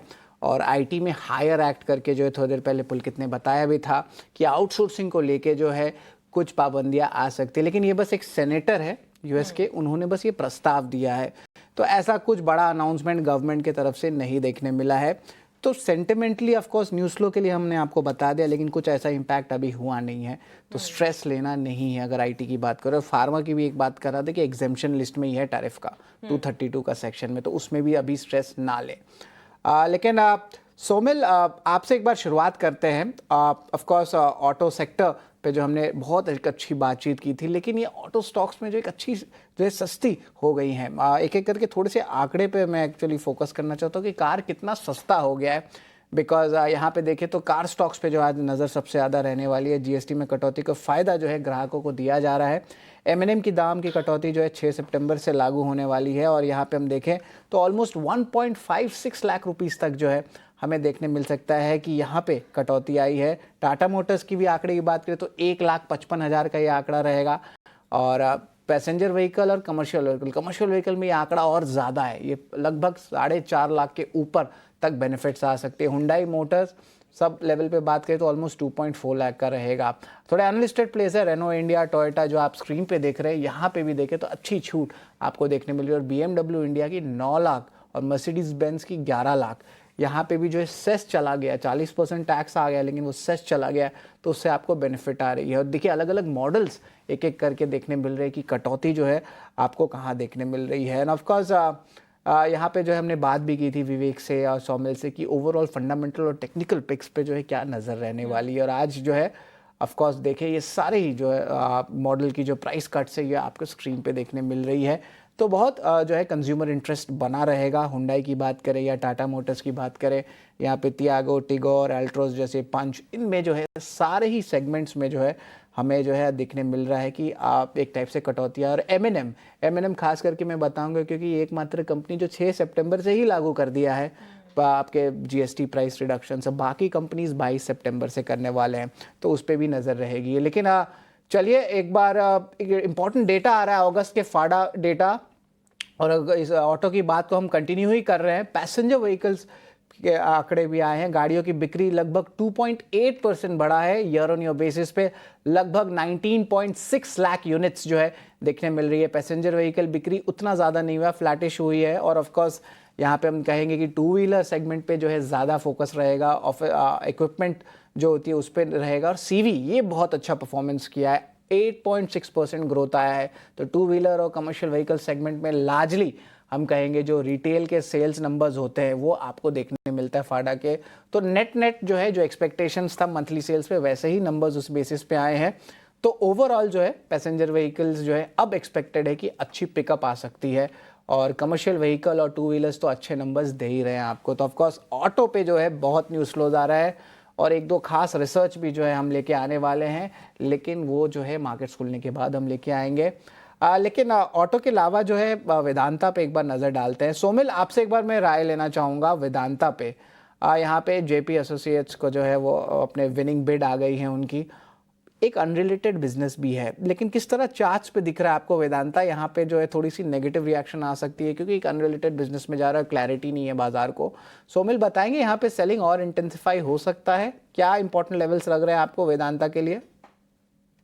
वेदांता में इनफैक्ट मुझे ऐसा लगता है कि ये नेगेटिव डेफिनेटली नहीं है, बिकॉज एक रेंज में ट्रेड कर रहा है। द रेंज इज 410 और 450, ये 40 पॉइंट्स की रेंज है। मे बी ये 410 के आसपास आज नीचे आ जाए, लेकिन मुझे ऐसा लगता है कि ओवरऑल जो स्ट्रक्चर है वो पॉजिटिव है। शॉर्ट टर्म में सेलिंग देखी जा सकती है। इस समय Vedanta is trading about 200 daily exponential moving average, 20-40 daily moving average. So अगर ये स्टॉक ऊपर में 455 के ऊपर क्लोजिंग दे देता है, देन यहाँ से बहुत अच्छी रैली ऊपर की तरफ देखने मिल सकती है।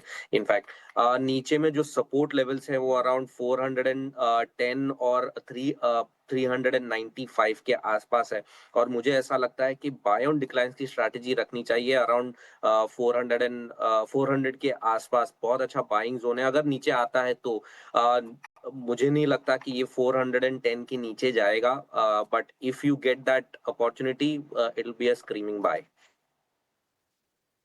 एब्सोल्यूट नेगेटिव तो नहीं है, और वेदांता लगातार फोकस रेडार पर भी रहता है, dividend friendly, one of the counters. बाजार खुलने के साथ इस स्टॉक के रिएक्शन पर नज़र ज़रूर रखेंगे हम। लेकिन हमारे साथ हमारी पैनल पर एक और एक्सपर्ट जुड़ गई हैं, वुमेन फ्रॉम मोतीलाल ओसवाल, शिवांगी शाडा हमारे साथ है। शिवांगी, गुड मॉर्निंग, स्वागत है आपका 18 आवर्स स्वदेश पर। बाजार खुलने में बस महज 10 मिनट से भी कम बाकी हैं, बताएं आपके ट्रेडिंग आइडियाज क्या होंगे बाजार खुलने से पहले? Very good morning Mansi. तो हम देख रहे हैं कि बाजार में ऑफ कोर्स वॉलेटिलिटी बरकरार है और बुल्स के जिस तरह एक्शन और कमबैक हमने देखा था पिछले सेशन के लास्ट के कुछ घंटे में, तो ये एक इंडिकेशन है कि स्टॉक स्पेसिफिक एक्शन कंटिन्यू रहेगी यहाँ पे। तो पहला पसंदीदा काउंटर मेरा रहेगा पेटीएम पर। ये स्टॉक लगातार हमने देखा है कि पिछले 6 महीनों से consistently higher top higher bottom formation बनाया है और कोई भी छोटे डिक्लाइंस में इसमें खरीदारी हुई है। परफेक्टली अपने 50 डेमा को रिस्पेक्ट करते हुए दिखा है अप्रैल 2025 से लेके अब तक, और अच्छे वॉल्यूम्स भी यहाँ ऐड हो रहे हैं। कोई भी डिक्लाइंस में हम देख रहे हैं वापस अच्छी रिट्रेसमेंट भी देखने को मिल रही है, तो स्ट्रेंथ कंटिन्यू होते हुए दिखेगी। नेक्स्ट 1300 तक के टारगेट्स के लिए हम इसमें खरीदारी करें, 1230 के एक स्टॉप लॉस को लगाए हुए। चलिए, तो बिल्कुल ये ट्रेडिंग आइडियाज शिवांगी की तरफ से बाजार खुलने से ठीक पहले लगातार हमारे एक्सपर्ट्स अपना टेक्निकल नजरिया फंडामेंटल टिक्स आपके सामने रख रहे हैं। फूड डिलीवरी स्पेस पर भी एक फोकस होना चाहिए एंड क्विक व्यू। प्रशांत, आपसे जानना चाहूंगी, स्विगी इटर्नल पर लगातार ब्रोकरेजेस के रिपोर्ट्स आए हैं पिछले दिनों, वहां पर न्यूज़ फ्लोज भी थे और उसके ठीक बाद अब brokerage positive reports. Pre open में अगर आप देखेंगे ऑलमोस्ट 0.5% गेंस के साथ खुलने की तैयारी करते हुए ये स्टॉक्स। तो यहाँ पे मानसी अगर स्ट्रक्चर देखे, मुझे लग रहा है इटर्नल में थोड़ा कूल डाउन होने के लिए वेट करे तो बेटर होगा, यानी बाय ऑन डिप्स के लिए। स्विगी में मुझे लग रहा है कि एक अपॉर्चुनिटी नजर आ रही है, थोड़ा प्रीएम कर सकते हैं ब्रेकआउट को। हम ऑलमोस्ट 440 के रेंज में 428 428 स्टॉप लॉस रखने की सलाह होगी क्लोजिंग बेसिस, और यहाँ से मैं एक्सपेक्ट कर रहा हूँ करीबन 460-65 तक के लेवल्स। तो चलिए, स्विगी पर यहाँ से 465 तक के लेवल्स में एंटिसिपेट किए जा रहे हैं। थोड़ी देर में शरद भी हमारे साथ जुड़ेंगे, उनसे बातचीत हम करेंगे और उनसे 9 के नवरत्न की सूची भी जानेंगे। शरद है हमारे साथ ऑलरेडी। शरद, बताइए 9 की नवरत्न की लिस्ट में आज क्या ऐड किया है हमने? ऑफकोर्स हम बात करें तो ऑटो स्टॉक्स पे जो है नज़र रखिएगा, खास करके M&M पे, टाटा मोटर्स पे और हुंडई पे। सारे मेजर कंपनीज जो अपने रेट कट्स अनाउंस कर दिए। याद रखिए 6 सितंबर को जो है लागू रहेगा M&M के रेट रिडक्शंस, और वही बाकी सब टाटा मोटर्स हुंडई के 22 तारीख से लागू होने वाला है। तो आज भी जो है हमें ऑटो स्टॉक्स पे अच्छी मोमेंटम आ सकती है। वेदांता की बात करें तो लाइकली जो है बिडर हो गए हैं जयप्रकाश एसोसिएट्स पे, और जो विनिंग बिड है लगभग 12,505 करोड़ रुपए का है। हालांकि ब्रोकरेजेस जो है उतनी बुलिश नहीं है, क्योंकि एक अनरिलेटेड बिजनेस में वेदांता जा रहा है। किस तरह पे आउट होगा उस पर भी क्लैरिटी नहीं आया है। एम्बर इंटरप्राइजेस की आम एल्जिन इलेक्ट्रॉनिक्स से 1200 करोड़ रुपए रेज किए हैं, और ये क्रिस कैपिटल और इनक्रेड के जैसे बड़े इन्वेस्टर्स भी इसमें शामिल हैं। वहीं मैक्स एस्टेट्स की बात करें तो कंपनी गुरुग्राम में गोल्फ कोर्स एक्सटेंशन रोड में एक लैंड डील किया है, और इसका जो कुल ग्रॉस डेवलपमेंट वैल्यू है वो लगभग 3000 करोड़ रुपए का आता है। अगर बात करें डॉक्टर रेड्डीज़ की तो उनको जो है यूके प्लांट को यूएसएफडीए में 7 आपत्तियां देखने मिली है फॉर्म 483 की। और बीएचएल की बात करें तो हॉरिजन फ्यूल सेल टेक्नोलॉजी जो सिंगापुर की कंपनी है उनके साथ इन्होंने करार किया है, स्टॉक के लिए सपोर्टिव रहेगा। अगर हम BEH भारत हेवी इलेक्ट्रिकल्स की बात करें तो अगर हम बात करें जाइडस लाइफ साइंस की तो यहाँ पे यूएसएफडीए का इंस्पेक्शन आया है उनके जारोड के इंजेक्शनेबल प्लांट पे, जहाँ पे 4 आपत्तियाँ देखने मिली है। स्टॉक के लिए न्यूट्रल टू नेगेटिव इम्पैक्ट है। और औरोबिंदो फार्मा को 8 प्रोसीड्यूरल ऑब्जर्वेशंस देखने मिले हैं उनके तेलंगाना प्लांट को लेके, स्टॉक के लिए नेगेटिव रहेगा। और हमारा जो बिग बोल्ड ब्रोकरेज है उस पर अगर हम नज़र डालें तो हमारा बिग बोल्ड ब्रोकरेज है संवर्धना मदरसन। इन्होंने अपने 5 साल के जो है अगले 5 साल के विजन प्लान अनाउंस किया 2030 का। नुवामा सिटी की जो है रेटिंग्स अच्छी आई है, नुवामा ने खरीदारी की राय रखी है, लक्ष्य 110 रुपये का रखा है। शरद, शुक्रिया 9 के नवरत्न की लिस्ट हमें बताने के लिए। और बिग बोल्ड ब्रोकरेज के तौर पर संवर्धना मदरसन को हमने लिस्ट किया है, और संवर्धना मदरसन में हम देख रहे हैं ऑलमोस्ट 2.5% के गेंस के साथ खुलने की तैयारी। लेकिन विवेक, एक एक्सचेंज एंसलरी पर भी आपसे टेक जानना चाहेंगे। लास्ट वीक हमने देखा BSE लिमिटेड के स्टॉक प्राइस में जबरदस्त एक्शन और मूव, और वो भी तब जबकि लेटेस्ट डेवलपमेंट्स एक्सचेंज एक्सपायरी को लेकर, निफ्टी की expiry on Tuesday, and Sensex expiry on Thursday. ये नए जो बदलाव हुए उसके बाद भी बीएसई लिमिटेड में कन्विक्शन बरकरार रहा। इस पर लास्ट वीक भी बात हुई है, नॉट जस्ट बीएसई लिमिटेड लेकिन पूरे के पूरे प्लेटफॉर्म स्टॉक्स कैटेगरी पर आपकी राय क्या होगी? बिकॉज अब यहाँ पर ब्रोकरेज रिपोर्ट्स भी आना शुरू हुई है for stocks like angel one etcetera. In fact कल ही मैं एक इन्वेस्टर से बात कर रहा था जिसके पास काफी क्वांटिटी है बीएसई का, और वो मतलब हमारी बात हो रही थी जब बीएसई करीबन 500-600 रुपए था तब से, तो काफी वेल्थ उसने क्रिएट किया है, उन्होंने क्रिएट किया है। और कल भी यही बोल रहे थे कि भाई जब जब आपको टिप मिले इसमें आपको बाइंग करनी चाहिए, क्योंकि काफी फैक्टर्स है। देखिए आप सबको मालूम है कि जो पेनिट्रेशन है इंडिया में स्टॉक मार्केट का अभी तक बहुत कम है। हम लोग इतनी बातें करते हैं लेकिन 7-8% के आजू बाजू ही घूम रहे हैं। तो ये यहाँ से डबल ट्रिपल जो मार्केट का पेनिट्रेशन है ये आगे चल के 100% आपको होते हुए दिखेगा।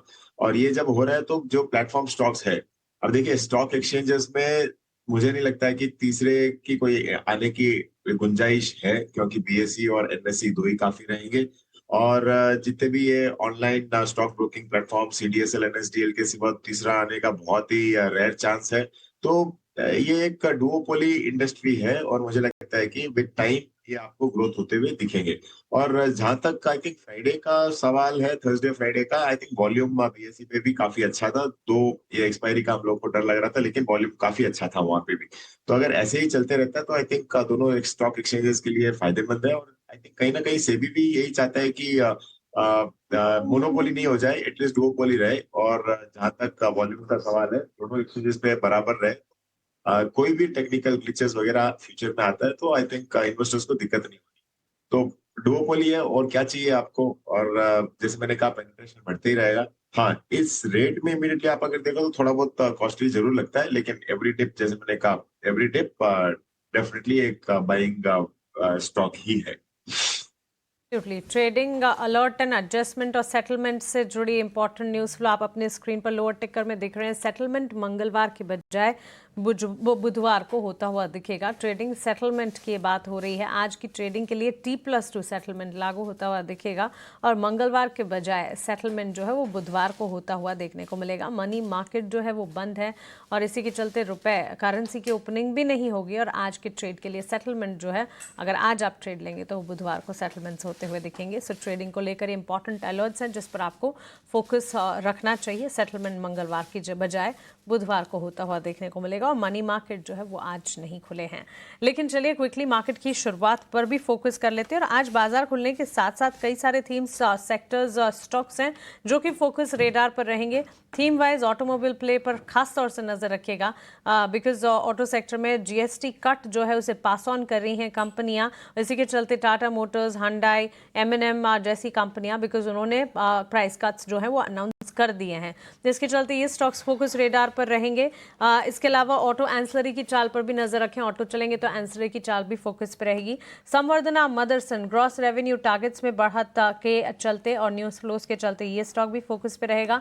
एम्बर एंटरप्राइजेस पर भी बात हमने करी। इलेक्ट्रॉनिक डिविजन को करीब 1200 करोड़ की फंडिंग मिली है, जिसके चलते ये फोकस में रहेगा। प्री ओपन में भी हम देख रहे हैं मजबूती के साथ खुलने की तैयारी करता हुआ ये स्टॉक।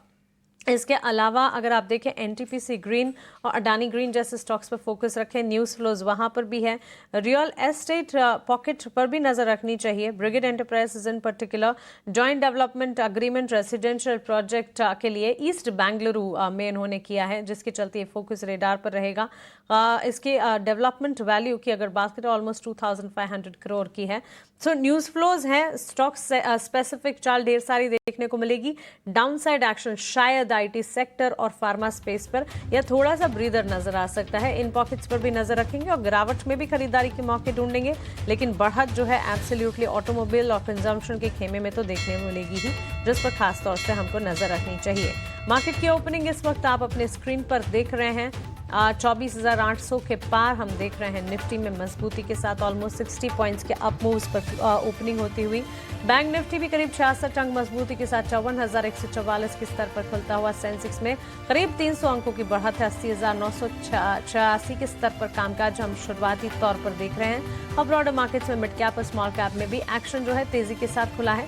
भले ही छोटी तेजी 50-60 पॉइंट्स की, लेकिन गेंस के साथ आज खुले जरूर हैं हम। और सेक्टर स्पेसिफिक बाजार के अप्रोच पर भी नजर रखेंगे। एडवांस डिक्लाइन रेशियो, मार्केट की ब्रेथ और टेक्सचर पॉजिटिव। 1483 एडवांसेस के सामने 354 डिक्लाइंस इस वक्त देखने को मिले हैं। फेयर इंडिकेटर इंडिया विक्स पर भी नजर रखिएगा। बढ़त के साथ बाजार की शुरुआत हुई है। इंडिया विक्स में भी अगर स्पाइक्स नहीं है तो यहां से भी रिलीफ बिल्कुल देखने को मिलेगी। लार्जर प्लेयर्स जो कि बाजार को इस वक्त संभालने का काम कर रहे हैं, M&M, Infosys, JSW steel, Reliance, Tata Motors, यानी कि क्लियरली ऑटोमोबाइल बास्केट है जहां से तेजी है। IT सेक्टर में हम अभी आपको कह भी रहे थे कि जो नए बिल की बातचीत हो रही है US मार्केट में, उसका शायद कोई नीजक रिएक्शन दिखे, लेकिन उसके अलावा कोई बड़ी तकलीफ की बात फिलहाल नहीं नजर आ रही है। IT सेक्टर भी इस वक्त अगर आप देखेंगे कोई ज्यादा करेक्शन या गिरावट नहीं देख रहा है। सेक्टर स्पेसिफिक बाजार की चाल पर तो नजर रहेगी ही, लेकिन स्टॉक्स पर भी खासतौर से हमें नजर रखनी चाहिए, क्योंकि आज के सत्र में स्टॉक स्पेसिफिक मार्केट काफी हद तक देखने को मिलेगा। और इसी के चलते अगर आप देखेंगे IT सेक्टर से जुड़ी चुनिंदा कंपनियां जो है वो काफी अच्छा एक्शन दिखा रही है। सरप्राइजिंग है परसिस्टेंट, कोफोर्ज, विप्रो, इन तमाम स्टॉक्स में अच्छा खासा एक्शन है। इसके अलावा ऑटो बास्केट में तो हम तेजी की चाल देख ही रहे हैं, मजबूती के साथ कामकाज वहां पर है ही, लेकिन इसके अलावा अगर आप देखेंगे रियल एस्टेट बास्केट पर भी नजर होनी चाहिए। और लार्जर प्लेयर्स में विप्रो, टाटा मोटर्स जैसे स्टॉक्स हैं, संवर्धना मदरसन है जो कि हमारे फोकस रेडार पर है। बिग बोल्ड ब्रोकरेज में भी इससे एडअप किया था। संवर्धना मदरसन को स्क्रीन पर लेकर आते हैं। 0.5% to 1% गेन्स वहां पर देखने को मिले हैं। स्विगी इटर्नल पर नजर रखिएगा जरूर, बिकॉज ब्रोकरेज रिपोर्ट्स आए हैं। प्लेटफॉर्म फीस में बढ़ोतरी इन्होंने की है, तब से ये स्टॉक्स में काफी बढ़िया एक्शन, करीब 3%, 4% की तेजी स्विगी में। In comparison Swiggy out perform करता हुआ इस वक्त चार्ट्स और news flows stock specific action के चलते 454 के लेवल्स। अभी थोड़ी देर पहले हम एक्सपर्ट से भी पूछ रहे थे, उन्होंने भी स्विगी पर अपना भरोसा जताया जरूर था। इसके अलावा अगर आप देखें बजाज ट्विंस पर नजर रखें, बजाज फाइनेंस, बजाज फिनसर्व में अच्छी तेजी के साथ कामकाज खुलता हुआ आज के सत्र में देखने को मिला है। स्टॉक स्पेसिफिक चाल के साथ साथ बाजार पे सेक्टर स्पेसिफिक अप्रोच की अगर बात करें, लगभग सारे सेक्टर्स में अच्छी खासी तेजी और मजबूती का एक्शन देखने को मिल रहा है। सबसे आगे ऑटोमोबाइल और मेटल सेक्टर में बढ़िया तेजी का मोमेंटम है। निफ्टी मेटल, निफ्टी ऑटो और निफ्टी रियल एस्टेट सेक्टर को दिखाना चाहिए। इन तीनों सेक्टर में अच्छी खासी तेजी, ऑलमोस्ट 100 पॉइंट्स से ज्यादा की बढ़त इन तमाम सेक्टर्स में। मेटल तो एटलीस्ट शाइन करता हुआ दिख ही रहा है। ऑटो और ऑटो एंसिलरी में भी अच्छा खासा एक्शन देखने को मिला है।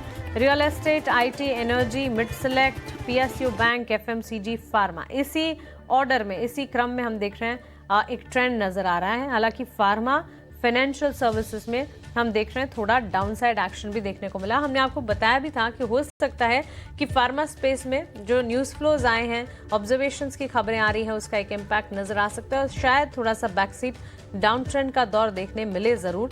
लेकिन यही चीज़ IT सेक्टर के लिए भी हम बात कर रहे थे और आपको ये भी बता रहे थे कि फिलहाल ग्लोबल फ्रंट पर जो न्यूज़ फ्लोज आ रहे हैं उससे घबराने की जरूरत नहीं है। IT सेक्टर ने हाँ एक बैकसीट पकड़ी जरूर थी, लेकिन आज के सत्र में IT सेक्टर में भी अच्छा एक्शन है और इनफैक्ट लार्जर IT प्लेयर्स और छोटी मजौली के IT स्टॉक्स में भी अच्छा खासा एक्शन देखने को मिला है। सो बाजार की मजबूत शुरुआत कहेंगे। मेटल, ऑटो और रियल एस्टेट से सबसे ज्यादा सपोर्ट मिलता हुआ देखेंगे। एडवांस डिक्लाइन रेशियोज में एडवांसेस का पलड़ा भारी। इंडिया विक्स में स्पाइक है, लेकिन उससे भी घबराने की फिलहाल जरूरत नहीं है, बिकॉज इंडेक्स हो चाहे सेक्टर्स हो या स्टॉक्स हो, मार्केट में एक्शन के साथ शुरुआत है। सदी हुई शुरुआत, कोई बहुत बड़ी तेजी भी नहीं नजर आ रही है, लेकिन हाँ अच्छा एक्शन और इस हफ्ते की शुरुआत at least on a positive note होती हुई। लार्जर प्लेयर्स में Reliance, HDFC bank, Tata steel, JSW steel जैसी बड़ी दिग्गज कंपनियां, BEL, बजाज फाइनेंस, विप्रो और टाटा मोटर्स जो कि भारतीय बाजार को इस वक्त सपोर्ट कर रही है। आइए समझते हैं कि बाजार की शुरुआत को हमारे एक्सपर्ट्स कैसे देख रहे हैं और शुरुआत में उनके ओपनिंग ट्रेड्स क्या हैं।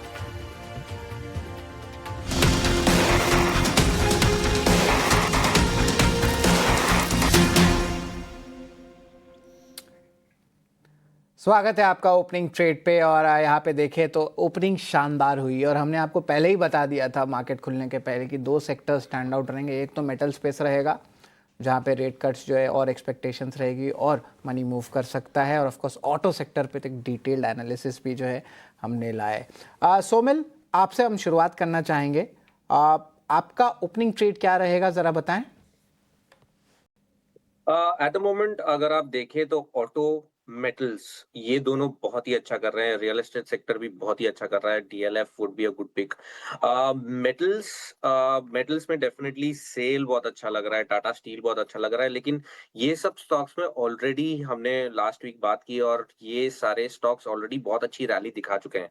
द टू स्टॉक्स विच मुझे ऐसा लगता है कि यहाँ से एक रिवर्सल दिखा रहा है, that is banking and defence.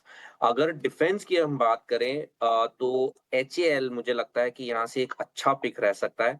HAL में एक स्टॉप लॉस रखें 4380 पर और टारगेट ऊपर में 4600। अगर 4600 के ऊपर 4600 के ऊपर अगर क्लोजिंग मिल जाती है तो मुझे लगता है एक मीडियम टर्म रिवर्सल हो सकता है यहाँ से, तो इस पे एक ध्यान रखना चाहिए।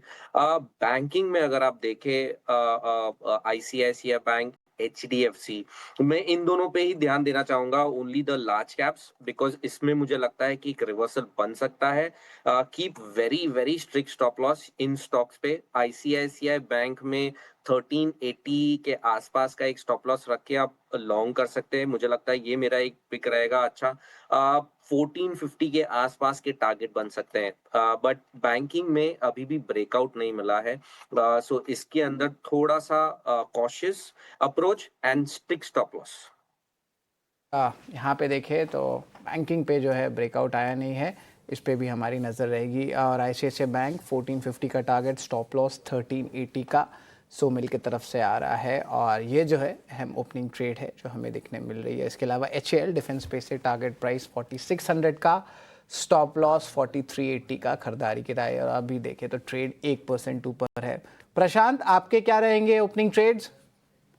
तो अशर जी, यहाँ पे बेस्ड ऑन द ओपनिंग जो मुझे अच्छा लग रहा है वो होगा UPL। एक बहुत अहम सपोर्ट से बाइंग नजर आ रही, और हम ऑलमोस्ट 695 के ऊपर ट्रेड कर रहे हैं स्पॉट लेवल। मेरा यहाँ पे स्टॉप लॉस होगा करीबन 684, 684 स्पॉट लेवल। जो टारगेट्स में देख रहा हूँ वो होंगे करीबन 725 के आसपास, 725।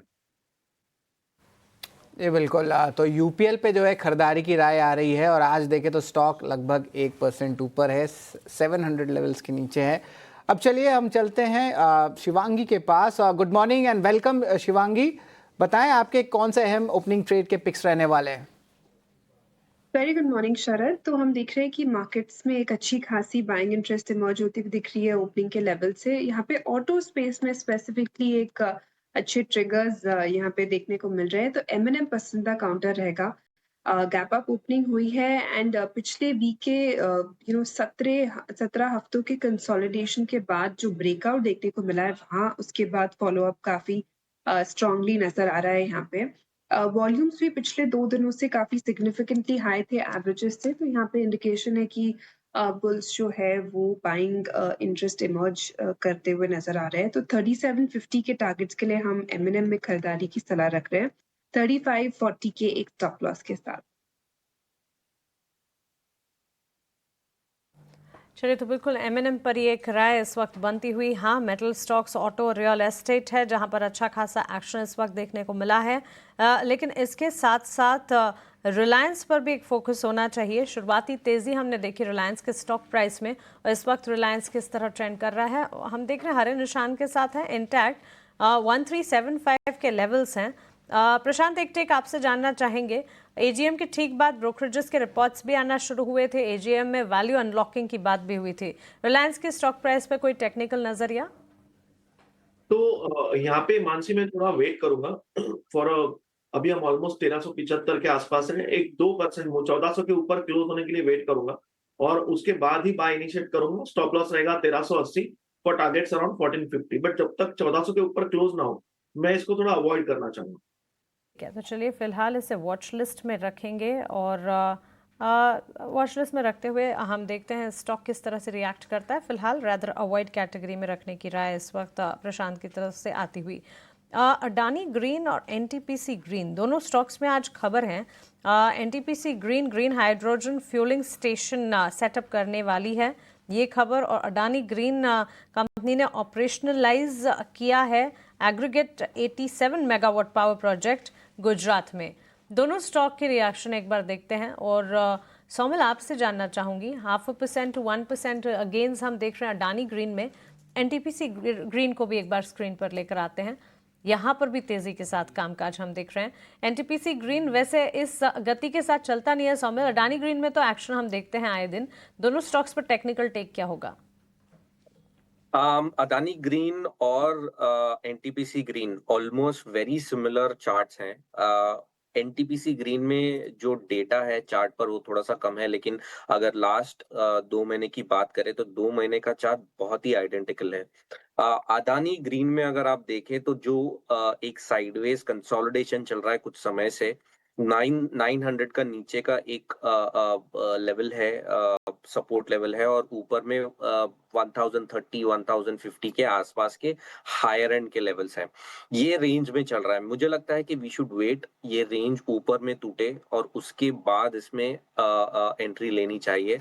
ऊपर में 1074 पे भी एक हर्डल है for Adani green which is 200 daily exponential moving average.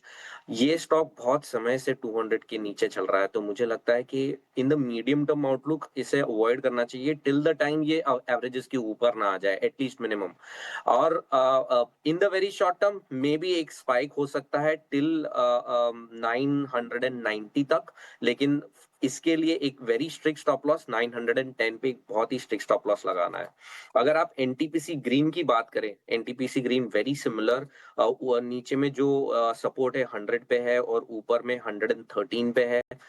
200 daily exponential moving average के नीचे चल रहा है। So I am not very optimistic at this point of time in the medium term outlook. तो मीडियम टर्म आउटलुक में जब तक ये 115 के ऊपर क्लोजिंग नहीं दे देता तब तक एनटीपीसी ग्रीन को थोड़ा सा अवॉइड करें, उसके बाद ही इसे रिविजिट करके ट्रेड कर सकते हैं। ये राय एनटीपीसी ग्रीन, अडानी ग्रीन पर आपको मिलती हुई। लेकिन चलिए अब आज के खिलाड़ी और आज के फिसड्डी स्टॉक आपके सामने रखते हैं। पहले फिसड्डी बताना चाहूंगी। आज का फिसड्डी स्टॉक लिस्ट में हमने ब्लू स्टार को एडअप किया है। ब्लू स्टार के चार्ट्स को एक बार लेकर आते हैं स्क्रीन पर, और इसमें हम देख रहे हैं 2% की गिरावट, 1905 के लेवल्स पर बिकवाली का दबाव। तो ओपनिंग का फिसड्डी ब्लू स्टार, लेकिन ओपनिंग का खिलाड़ी बेहद इंटरेस्टिंग। और ये सिर्फ आज की ओपनिंग का खिलाड़ी नहीं है, ओपनिंग का खिलाड़ी के स्टॉक के 1 महीने के परफॉर्मेंस को देखना चाहिए। और सबसे पहले तो स्टॉक आपको बता देते हैं, नेटवेब टेक्नोलॉजीज ओपनिंग का खिलाड़ी है। आज के सत्र में भी स्टॉक में करीब 7% की तेजी देखने को मिली है। 3280 के लेवल्स पर ये स्टॉक ट्रेड करता हुआ। और पिछले 1 महीने की चाल पता है स्टॉक ने कितना रिटर्न दिखाया है? सिर्फ और सिर्फ 1 महीने में करीब 55% का रिटर्न नेटवेब टेक्नोलॉजीज की तरफ से। ओपनिंग के खिलाड़ी की लिस्ट में ओला इलेक्ट्रिक भी है, लेकिन नेटवेब टेक्नोलॉजीज पर पहले गौर कर लेते हैं, उसके बाद ओला इलेक्ट्रिक पर भी हमारे एक्सपर्ट से हम राय लेंगे। नेटवेब टेक्नोलॉजीज में आज के सत्र में 3277 के लेवल्स हम देख रहे हैं। पिछले 1 महीने में ये स्टॉक ने 2000 से लेकर 3270 तक का सफर तय किया है, यानी कि ऑलमोस्ट 55% की गेंस इस स्टॉक ने दिखाए हैं सिर्फ और सिर्फ 1 महीने में। शिवांगी, एक टेक आपसे जानना चाहूंगी। नेटवेब टेक्नोलॉजी सरप्राइजिंग मूव, हर सेशन में हम देखते हैं stock only and only one side upsurge दिखाता है। जी, नेटवेब की अगर हम स्ट्रक्चर देखें तो यहाँ पे हमने देखा है कि पिछले 4 महीनों से कंसिस्टेंटली हायर टॉप तो बन रहे हैं, बट जिस तरह से इस महीने हमने देखा है 50% से ज़्यादा मूवमेंट हुई है इस स्टॉक में। एंड ऑफ कोर्स स्टॉक में काफ़ी अच्छा मोमेंटम बना हुआ है। पिछले 4 दिनों से ही हम देख रहे हैं कि कंटिन्यू होते हुए दिख रही है, बट स्टॉप लॉसेस ज़रूर स्ट्रिक्टली मेंटेन करते हुए ही हम चले, बिकॉज स्टॉक जो है काफ़ी टाइम से म्यूटेड रहा है। और हमने देखा है कि जब ये कंसोलिडेशन फेज में जाता है तो कई बार मोमेंटम फिजल आउट हो जाता है। तो 3200 के स्टॉप लॉस को ज़रूर हम मेंटेन करें, और 3350 immediately, and then second target 3400 तक के लिए हम एक्सपेक्ट कर सकते हैं, but of course stop losses आगे की तरफ ट्रेल करें। एक राय इस वक्त नेटवेब टेक्नोलॉजीज पर स्टॉप लॉसेस को ट्रेल करते जाएं। सौमिल, आपका शुक्रिया हमारे साथ जुड़ने के लिए और बाजार पर अपना नजरिया आपका टेक हमारे साथ शेयर करने के लिए। हमारी पैनल पर गौरव बिस्सा भी अब जुड़ गए हैं, और गौरव अगर कनेक्टेड है उनसे भी बात करते हैं, उनसे समझते हैं कि वो बाजार की शुरुआत को कैसे देख रहे हैं और मार्केट की शुरुआत के साथ साथ कहाँ पर फोकस है। गौरव, गुड मॉर्निंग, स्वागत है आपका ET नाउ स्वदेश पर। सदी हुई शुरुआत है बाजार की, आपकी तरफ से क्या कमेंट्री होगी और स्टॉक वाइज कहाँ पर एक्शन देख रहे हैं आप? Good morning. देखिए, ओवरऑल अगर देखा जाए तो एक्सपेक्टेड लाइंस पे ही है, जहाँ पे हम लोग को लग रहा था कि यहाँ पे थोड़ा एक रेंज बाउंड मूवमेंट रहेगा, और एक सेक्टरल लीडरशिप के अभाव में एक डिसीजन मेकिंग प्रोसेस जो है वो डिफिकल्ट हो जाता है। अगर आप देखेंगे 24,500 पे काफी अच्छा एक सपोर्ट उभरते हुए आ रहा है, जहां पे मल्टीपल टाइम्स हमने पुल बैक देखा है। वहीं एक स्ट्रांग ओपनिंग के बावजूद भी हम 25,000 को सस्टेन करने में नाकाम रहे हैं। तो एक 24,500 25,000 ये एक रेंज आ रही है। तो हमने अपने क्लाइंट्स को भी यही सलाह दी है कि यहाँ पे नहीं, कोई डिप्स अगर आती है 24,500 के करीब, वहां पे बाय कीजिए। देखिए क्या है कि एक तो आपका अगर वोलेटिलिटी देखेंगे तो काफी बढ़ गई है। एक दिन पॉजिटिव है, अगले दिन नेगेटिव होता है। इंट्राडे वोलेटिलिटी भी काफी पीक पे है। तो यहाँ पे स्टॉप लॉसेस ट्रिगर होने के चांसेस काफी बढ़ जाते हैं। तो वो हिसाब से मुझे लग रहा है कि यहाँ पे इंडेक्स पे मैं अग्रेसिव बेट यहाँ पे नहीं लेना चाहूंगा। स्टॉक स्पेसिफिक मार्केट है और वहीं पे मैं इस पे रहने की सलाह दूंगा मैं। तो वो तौर पे अगर देखा जाए तो एक टाटा स्टील अच्छा लग रहा है। अगर आप देखेंगे तो मेटल नेम्स जो है थोड़े स्टेबल रहे हैं और एक अच्छा मोमेंटम हमको देखने मिला है। आज भी वॉल्यूम पार्टिसिपेशन देखने मिला है, ब्रेकआउट्स देखने मिले हैं। तो टाटा स्टील जो है वो पहला स्टॉक होगा जहाँ पे एक अच्छा मोमेंटम के साथ ब्रेकआउट देखने मिला है और एक कंसोलिडेशन फेज के बाद फाइनली स्टॉक आया है। बुलिश एमएससीडी क्रॉसओवर भी देखने मिला है। आरएसआई भी जो है एक छोटा ब्रेकआउट दे चुका है। तो यहाँ से मोमेंटम आपको बढ़ते हुए देखने मिल सकता है। 182 रुपये का इसमें लक्ष्य होगा, 165 रुपये का इसमें स्टॉप लॉस होंगे। टाटा स्टील को आप कुछ दिनों के लिए बाय कर सकते हैं। दूसरा जो है वो एकदम कॉमन नेम नहीं है, वो है कैरोसिल। यहाँ पे भी अगर देखेंगे तो एक अच्छा एक कंसोलिडेशन ब्रेकआउट रहा है और ये जो मार्केट में करेक्शन रहा है टाइम वाइज, उसमें ये टाइम करेक्शन देखने मिला है। स्टॉक वाइज अगर देखें तो करेक्शन नहीं देखने मिला है। 50 वीक हाई के आसपास ये ट्रेड कर रहा है, काफी मोमेंटम स्ट्रांग है, वॉल्यूम पार्टिसिपेशन अच्छा है। यहाँ पे 1,020 के लिए बाय किया जा सकता है और 930 रुपये के इसमें लक्ष्य, 930 रुपये के इसमें स्टॉप लॉस होंगे। बिल्कुल, इस पे जो है नज़र ज़रूर रखिएगा। एक बार निफ्टी पे बात करते हैं। शुरुआत अच्छी हुई थी, थोड़ी सी करेक्शन देखने मिली, लेकिन अब जो है towards the higher side Nifty trade कर रहा है। डायरेक्टर साहब एक बार निफ्टी बैंक की जो है चार्ट चेक ले लेते हैं और देखें डेज हाई की तरफ जो है निफ्टी एक अप मूव देने की कोशिश कर रहा है। 75 पॉइंट ऊपर है, 24,800 के ऊपर जो है करंटली ट्रेड कर रहा है। और ऑफ कोर्स देखें तो ग्लोबल क्यूज़ में भी जो है पॉजिटिव ही था डेवलपमेंट, और भारत के जो कंजम्पशन खेमे हैं वहाँ पे अभी भी अप मूव आ रही है। थोड़ी देर पहले गौरव से भी हम बात कर रहे थे कि स्टील स्पेस या मेटल स्पेस पे एक अच्छी मोमेंटम देखने मिली, और हमने आपको सुबह ही बता दिया था कि ये सेक्टर आज चमकेगा। क्यों चमकेगा, एक और रीज़न मैं बता देता हूँ कि जो यूएस के मैक्रो डेटा आए थे वीकेंड में, वहाँ पे जो था एकदम स्पष्ट हो गया था कि ज़्यादा रेट कट्स देखने मिल सकते हैं 2025 के लिए। उसके कारण जो है आपके emerging markets, metals, risk on sentiment ये बढ़ जाता है। तो इसके कारण जो है आप एक technical up move metal space में देखने मिल रही है। और निफ्टी मेटल इंडेक्स की बात करें तो 9,790 लेवल्स पे आसपास है और पिछले 5 दिन में जो है ये इंडेक्स 5% बढ़ गया है। तो ये एक बड़ा अप मूव है। और गौरव ने भी जो है पिक बताई, गौरव की पिक को एक बार रिवाइज करा देते हैं। टाटा स्टील पे जो है खास कर की नज़र है, यहाँ पे भी जो है खरीदारी की राय देखने मिली है। एक बार बीएससी पे गौरव आपकी जो है मैं राय लेना चाहूँगा। और यहाँ पे जो है जो अहम जो आंकड़े हमें समझ में आ रहे हैं, जो ट्रेंड्स दिखने मिल रहा है, वो एक अलर्ट दिया जा रहा है। और ये अलर्ट यही है कि बीएससी जो अपने जो आप कह सकते हैं स्मॉल मूविंग डे एवरेजेस जो है अनाउंसमेंट्स, उस पर जो थोड़ी अप मूव आ रही है। आज भी देखें तो स्टॉक लगभग 2% से ऊपर है, डेज हाई लेवल पे है। कल भी देखा था, लास्ट ट्रेडिंग सेशन की बात करें वहाँ पे अच्छी अप मूव आई थी, क्योंकि देखिए थर्सडे को जो लास्ट वीक था, पहली बार था जब इनके एक्सपायरी डेज एक्सचेंज हुए थे और आंकड़े प्रीमियम टर्नओवर हो या आप कह सकते हैं वॉल्यूम्स, उतना फ़र्क नहीं पड़ा, एक्चुअली इंक्रीमेंटल हो गया था। तो ऑफ कोर्स हमने ये बात आपको थर्सडे को ही बता दी थी, लेकिन देखिए आज भी फॉलो इन बाइंग देखने मिल रही है। किस तरह सेटअप लग रहा है गौरव, बीएससी का डेज हाई पे है, स्टॉक 2.5% ऊपर है। देखिए इसमें एक चीज जो है वो पॉजिटिव है और एक जो है वो थोड़ी केयरफुल लेने की है। पहले पॉजिटिव की बात की जाए, स्टॉक अगर आप ओवरऑल देखेंगे एक अच्छा करेक्शन, जैसे आपने कहा काफी अच्छा करेक्शन हमको देखने मिला था और डेली चार्ट्स पे 200 डेमा से स्टॉक जो है वो मोमेंटम आया है। उसके बाद से वॉल्यूम में थोड़े बहुत स्पर्ट्स भी आने मिले हैं और 2000 से स्टॉक जो है ऑलमोस्ट 2350 2370 हो चुका है। तो एक 15-16% की अपसाइड हमको ऑलरेडी देखने मिल चुकी है। यहाँ पे मैं ये कहूँगा कि यहाँ पे अग्रेसिव बाई के मौके नहीं बनते, बिकॉज अगर आप डेली चार्ट अगर आप देखेंगे तो वहाँ पे एक राइजिंग एक फॉलिंग चैनल का एक रेजिस्टेंस उभरते हुए आएगा।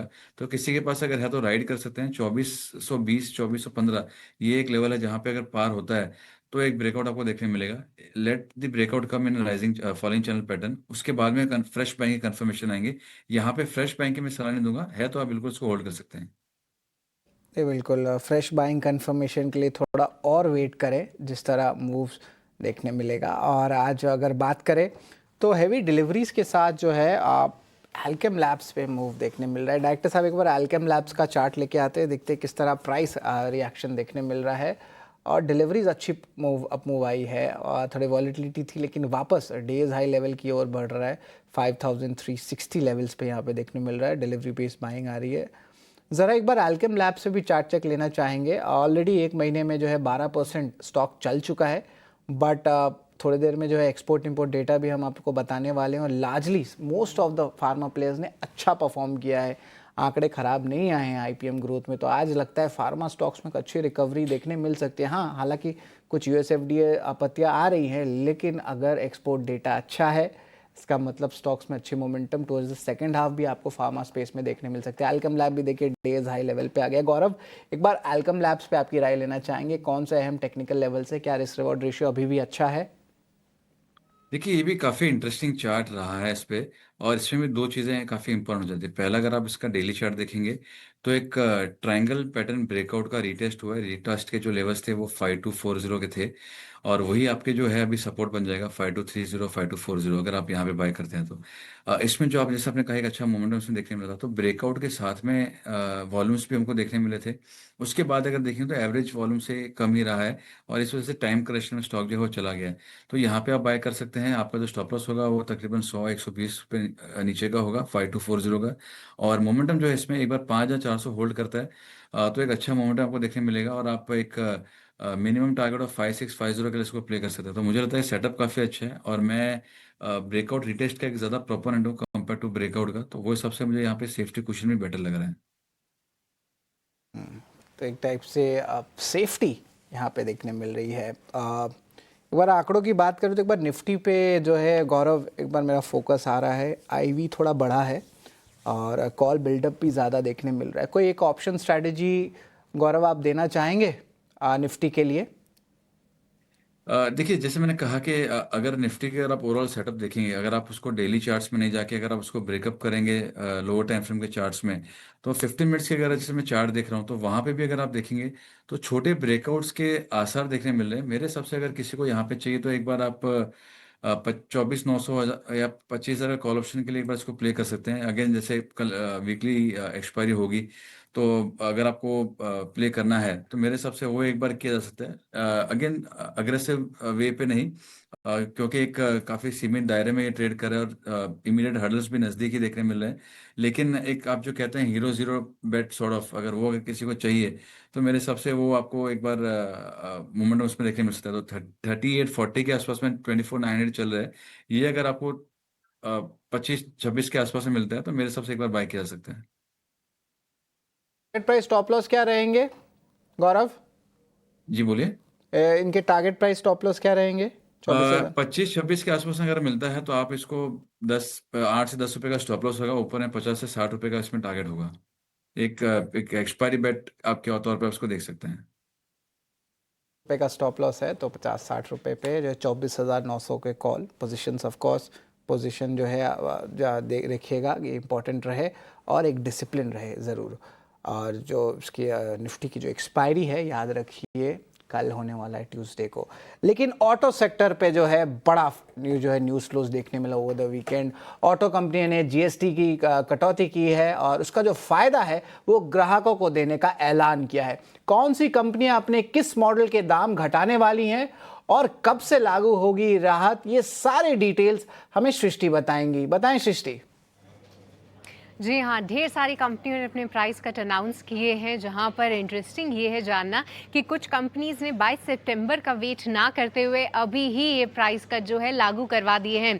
आइए स्टार्ट करते हैं M&M से, जहां पर उन्होंने कहा है कि उनकी तमाम मॉडल्स पर अब जो है प्राइस कट एप्लीकेबल होंगे। 6 सितंबर से ही ये प्राइस कट लागू हो जाएंगे और डिस्काउंट्स के आप अगर माफ़ कीजिएगा अगर प्राइस कट के आप अगर लेवल्स देखें तो ये 1.6 लाख तक जाते हैं।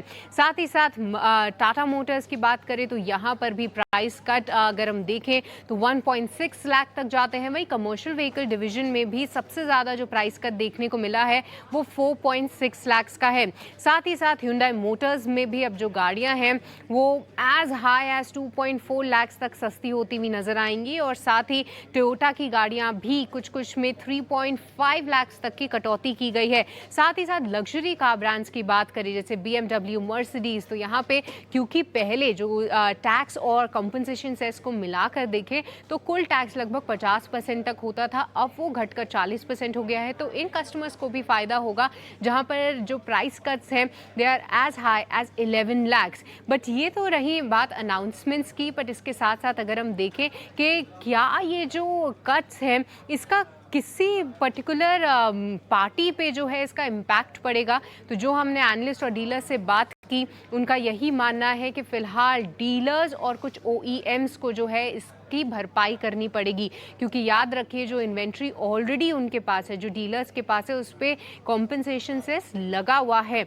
और अब जब प्राइस कट्स अनाउंस हो गए हैं, टैक्स कम हो गया है, तो उस इन्वेंट्री का क्या, उसको एडजस्ट करने के लिए कंपनीज़ ने ये कुछ स्टेप्स लिए हैं। जैसे कि महिंद्रा एंड महिंद्रा, इससे जो उनकी इन्वेंट्री पहले पड़ी हुई है वो खाली होती हुई नज़र आएगी और साथ ही साथ आगे की जो इन्वेंट्री बनेगी यानी 22 सितंबर के बाद की जो बिलिंग होगी उस पर कम टैक्स लगेगा। तो जी हाँ, फिलहाल ये कस्टमर्स के लिए तो बेहद पॉजिटिव न्यूज़ जहाँ पे तमाम कंपनीज ने अपने प्राइस कट्स अनाउंस किए हैं।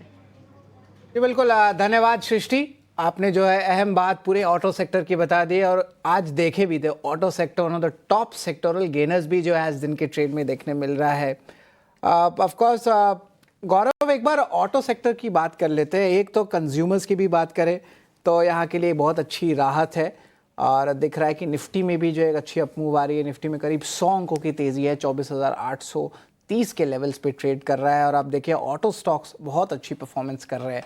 Tata Motors, M&M, Ashok Leyland, Bharat forge, ये सारे स्टॉक्स इंक्लूडिंग आपके ऑटो एंसिलरीज यहाँ पे अच्छी अपमूव देखने मिल रही है।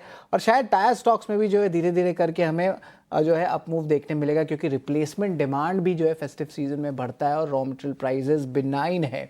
अब ज़रा बताएं, एक ऑटो और एक ऑटो एंसिलरी स्पेस, दोनों में से रिस्क रिवॉर्ड रेशियो जो है एक एक पिक आप ज़रूर बताएं। गौरव, क्या आपको अच्छा लगता है, एक जो है ऑटो पे और एक ऑटो एंसिलरी पे? 2 पिक्स चाहिए मुझे।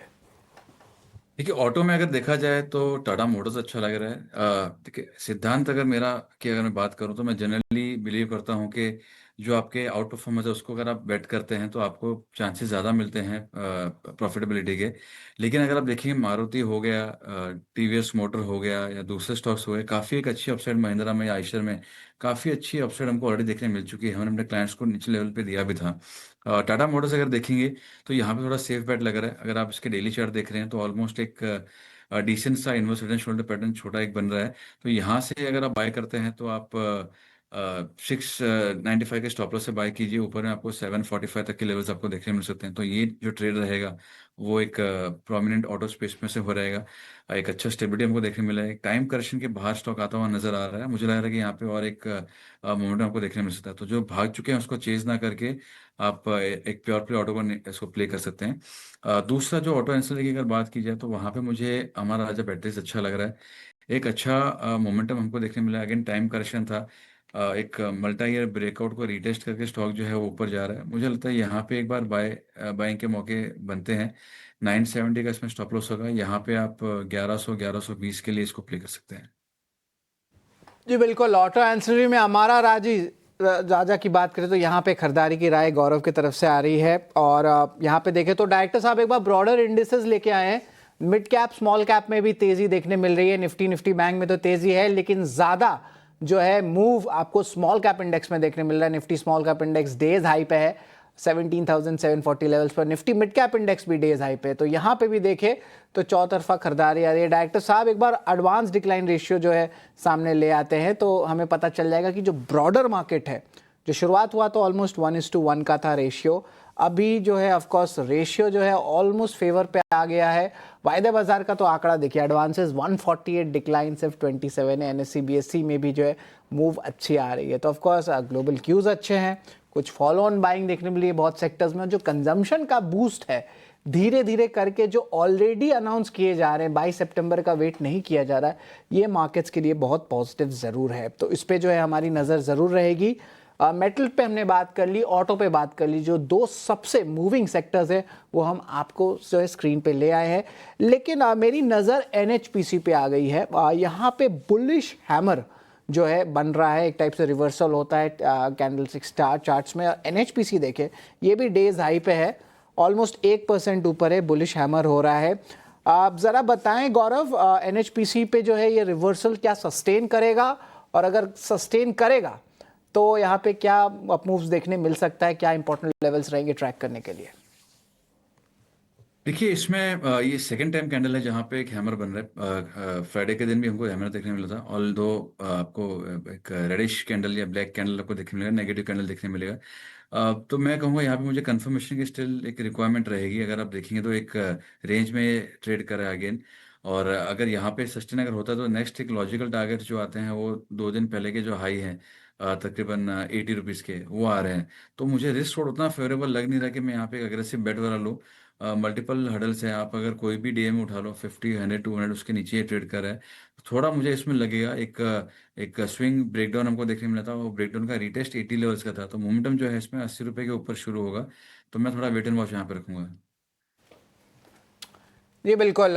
तो यहाँ पे देखें तो अपमूव जो है NHPC का यहाँ पे स्ट्रेंथ दिखने मिला। लेकिन रियलिटी स्पेस, एक बार डायरेक्टर साहब रियलिटी स्पेस को लेके आते हैं स्क्रीन पे, और यहाँ पे बहुत अच्छी अपमूव देखने मिल रही है। और कुछ अनाउंसमेंट्स भी जो है धीरे धीरे करके कंपनीज अपनी कर रहे हैं लॉन्चेस को लेके। फेस्टिव सीजन आ गया, और हमने आपको बताया भी था कि रियलिटी जो पूरा स्पेस है लास्ट मंथ बुरी तरह पिटा था। प्रेस्टीज एस्टेट, शोभा, ओबरॉय रियलिटी, लोढ़ा, इन सारे स्टॉक्स में जो है तेज़ी देखने मिल रही है। और याद रखिए इंटरेस्ट रेट का सिनेरियो भी है, और इम्पॉर्टेंटली जो है डिमांड जो है एक्सपेक्टेड है कि अब पिकअप करेगा। और याद रखिए 22 सितंबर से शायद बुकिंग्स की भी अनाउंसमेंट्स आ जाए, क्योंकि अभी जो है 7 तारीख से लेके 21 तारीख तक जो है श्राद्ध भी रहेगा।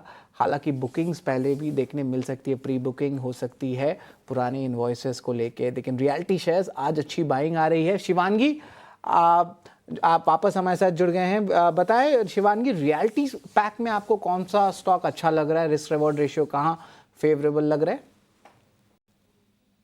जी, रियलिटी पैक की अगर हम यहाँ बात करें तो ऑफ कोर्स इन महीनों में हम देखते हैं कि काफ़ी एक अच्छा मोमेंटम तो ज़रूर बनते हुए दिखता है, बट अभी भी फ़िलहाल इन स्टॉक्स में हम देख रहे हैं कि काफ़ी कंसोलिडेटिव फेज़ नज़र आ रहा है पिछले 4 हफ्तों से।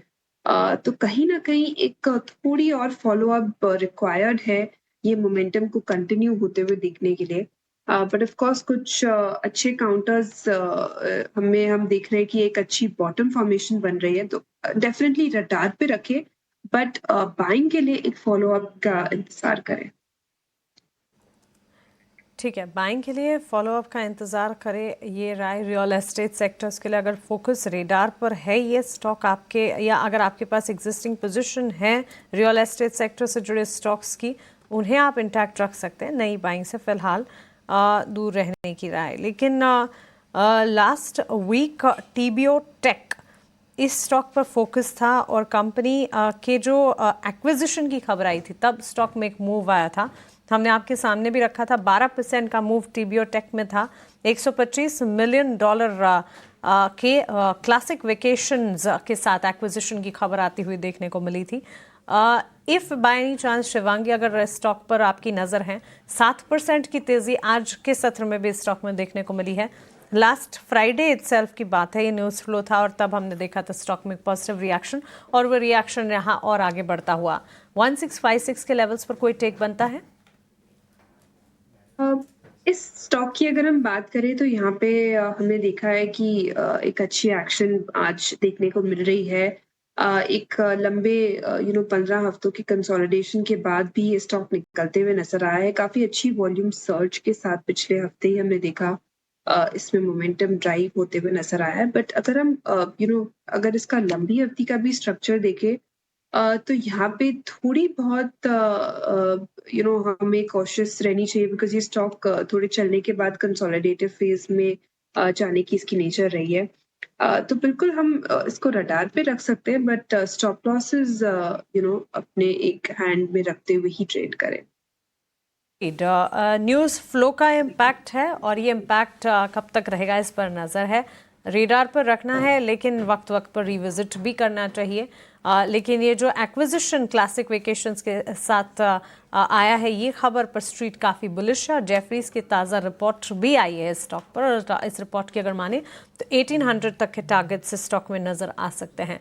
तो इस पर फोकस रखेंगे और यहाँ पर बातचीत जारी रखेंगे। लेकिन ऑटो एंसलरी का खेमा, और उसमें लगातार हम टायर और बैटरीज स्टॉक्स की तो बात करते ही हैं, लेकिन एंसलरी की भी एंसलरी एक प्लेयर है Gaurav, PCBL, Phillips carbon black limited carbon black बनाती है टायर्स के लिए। सो ये एंसलरी के भी एंसलरी स्पेस में आ जाती है।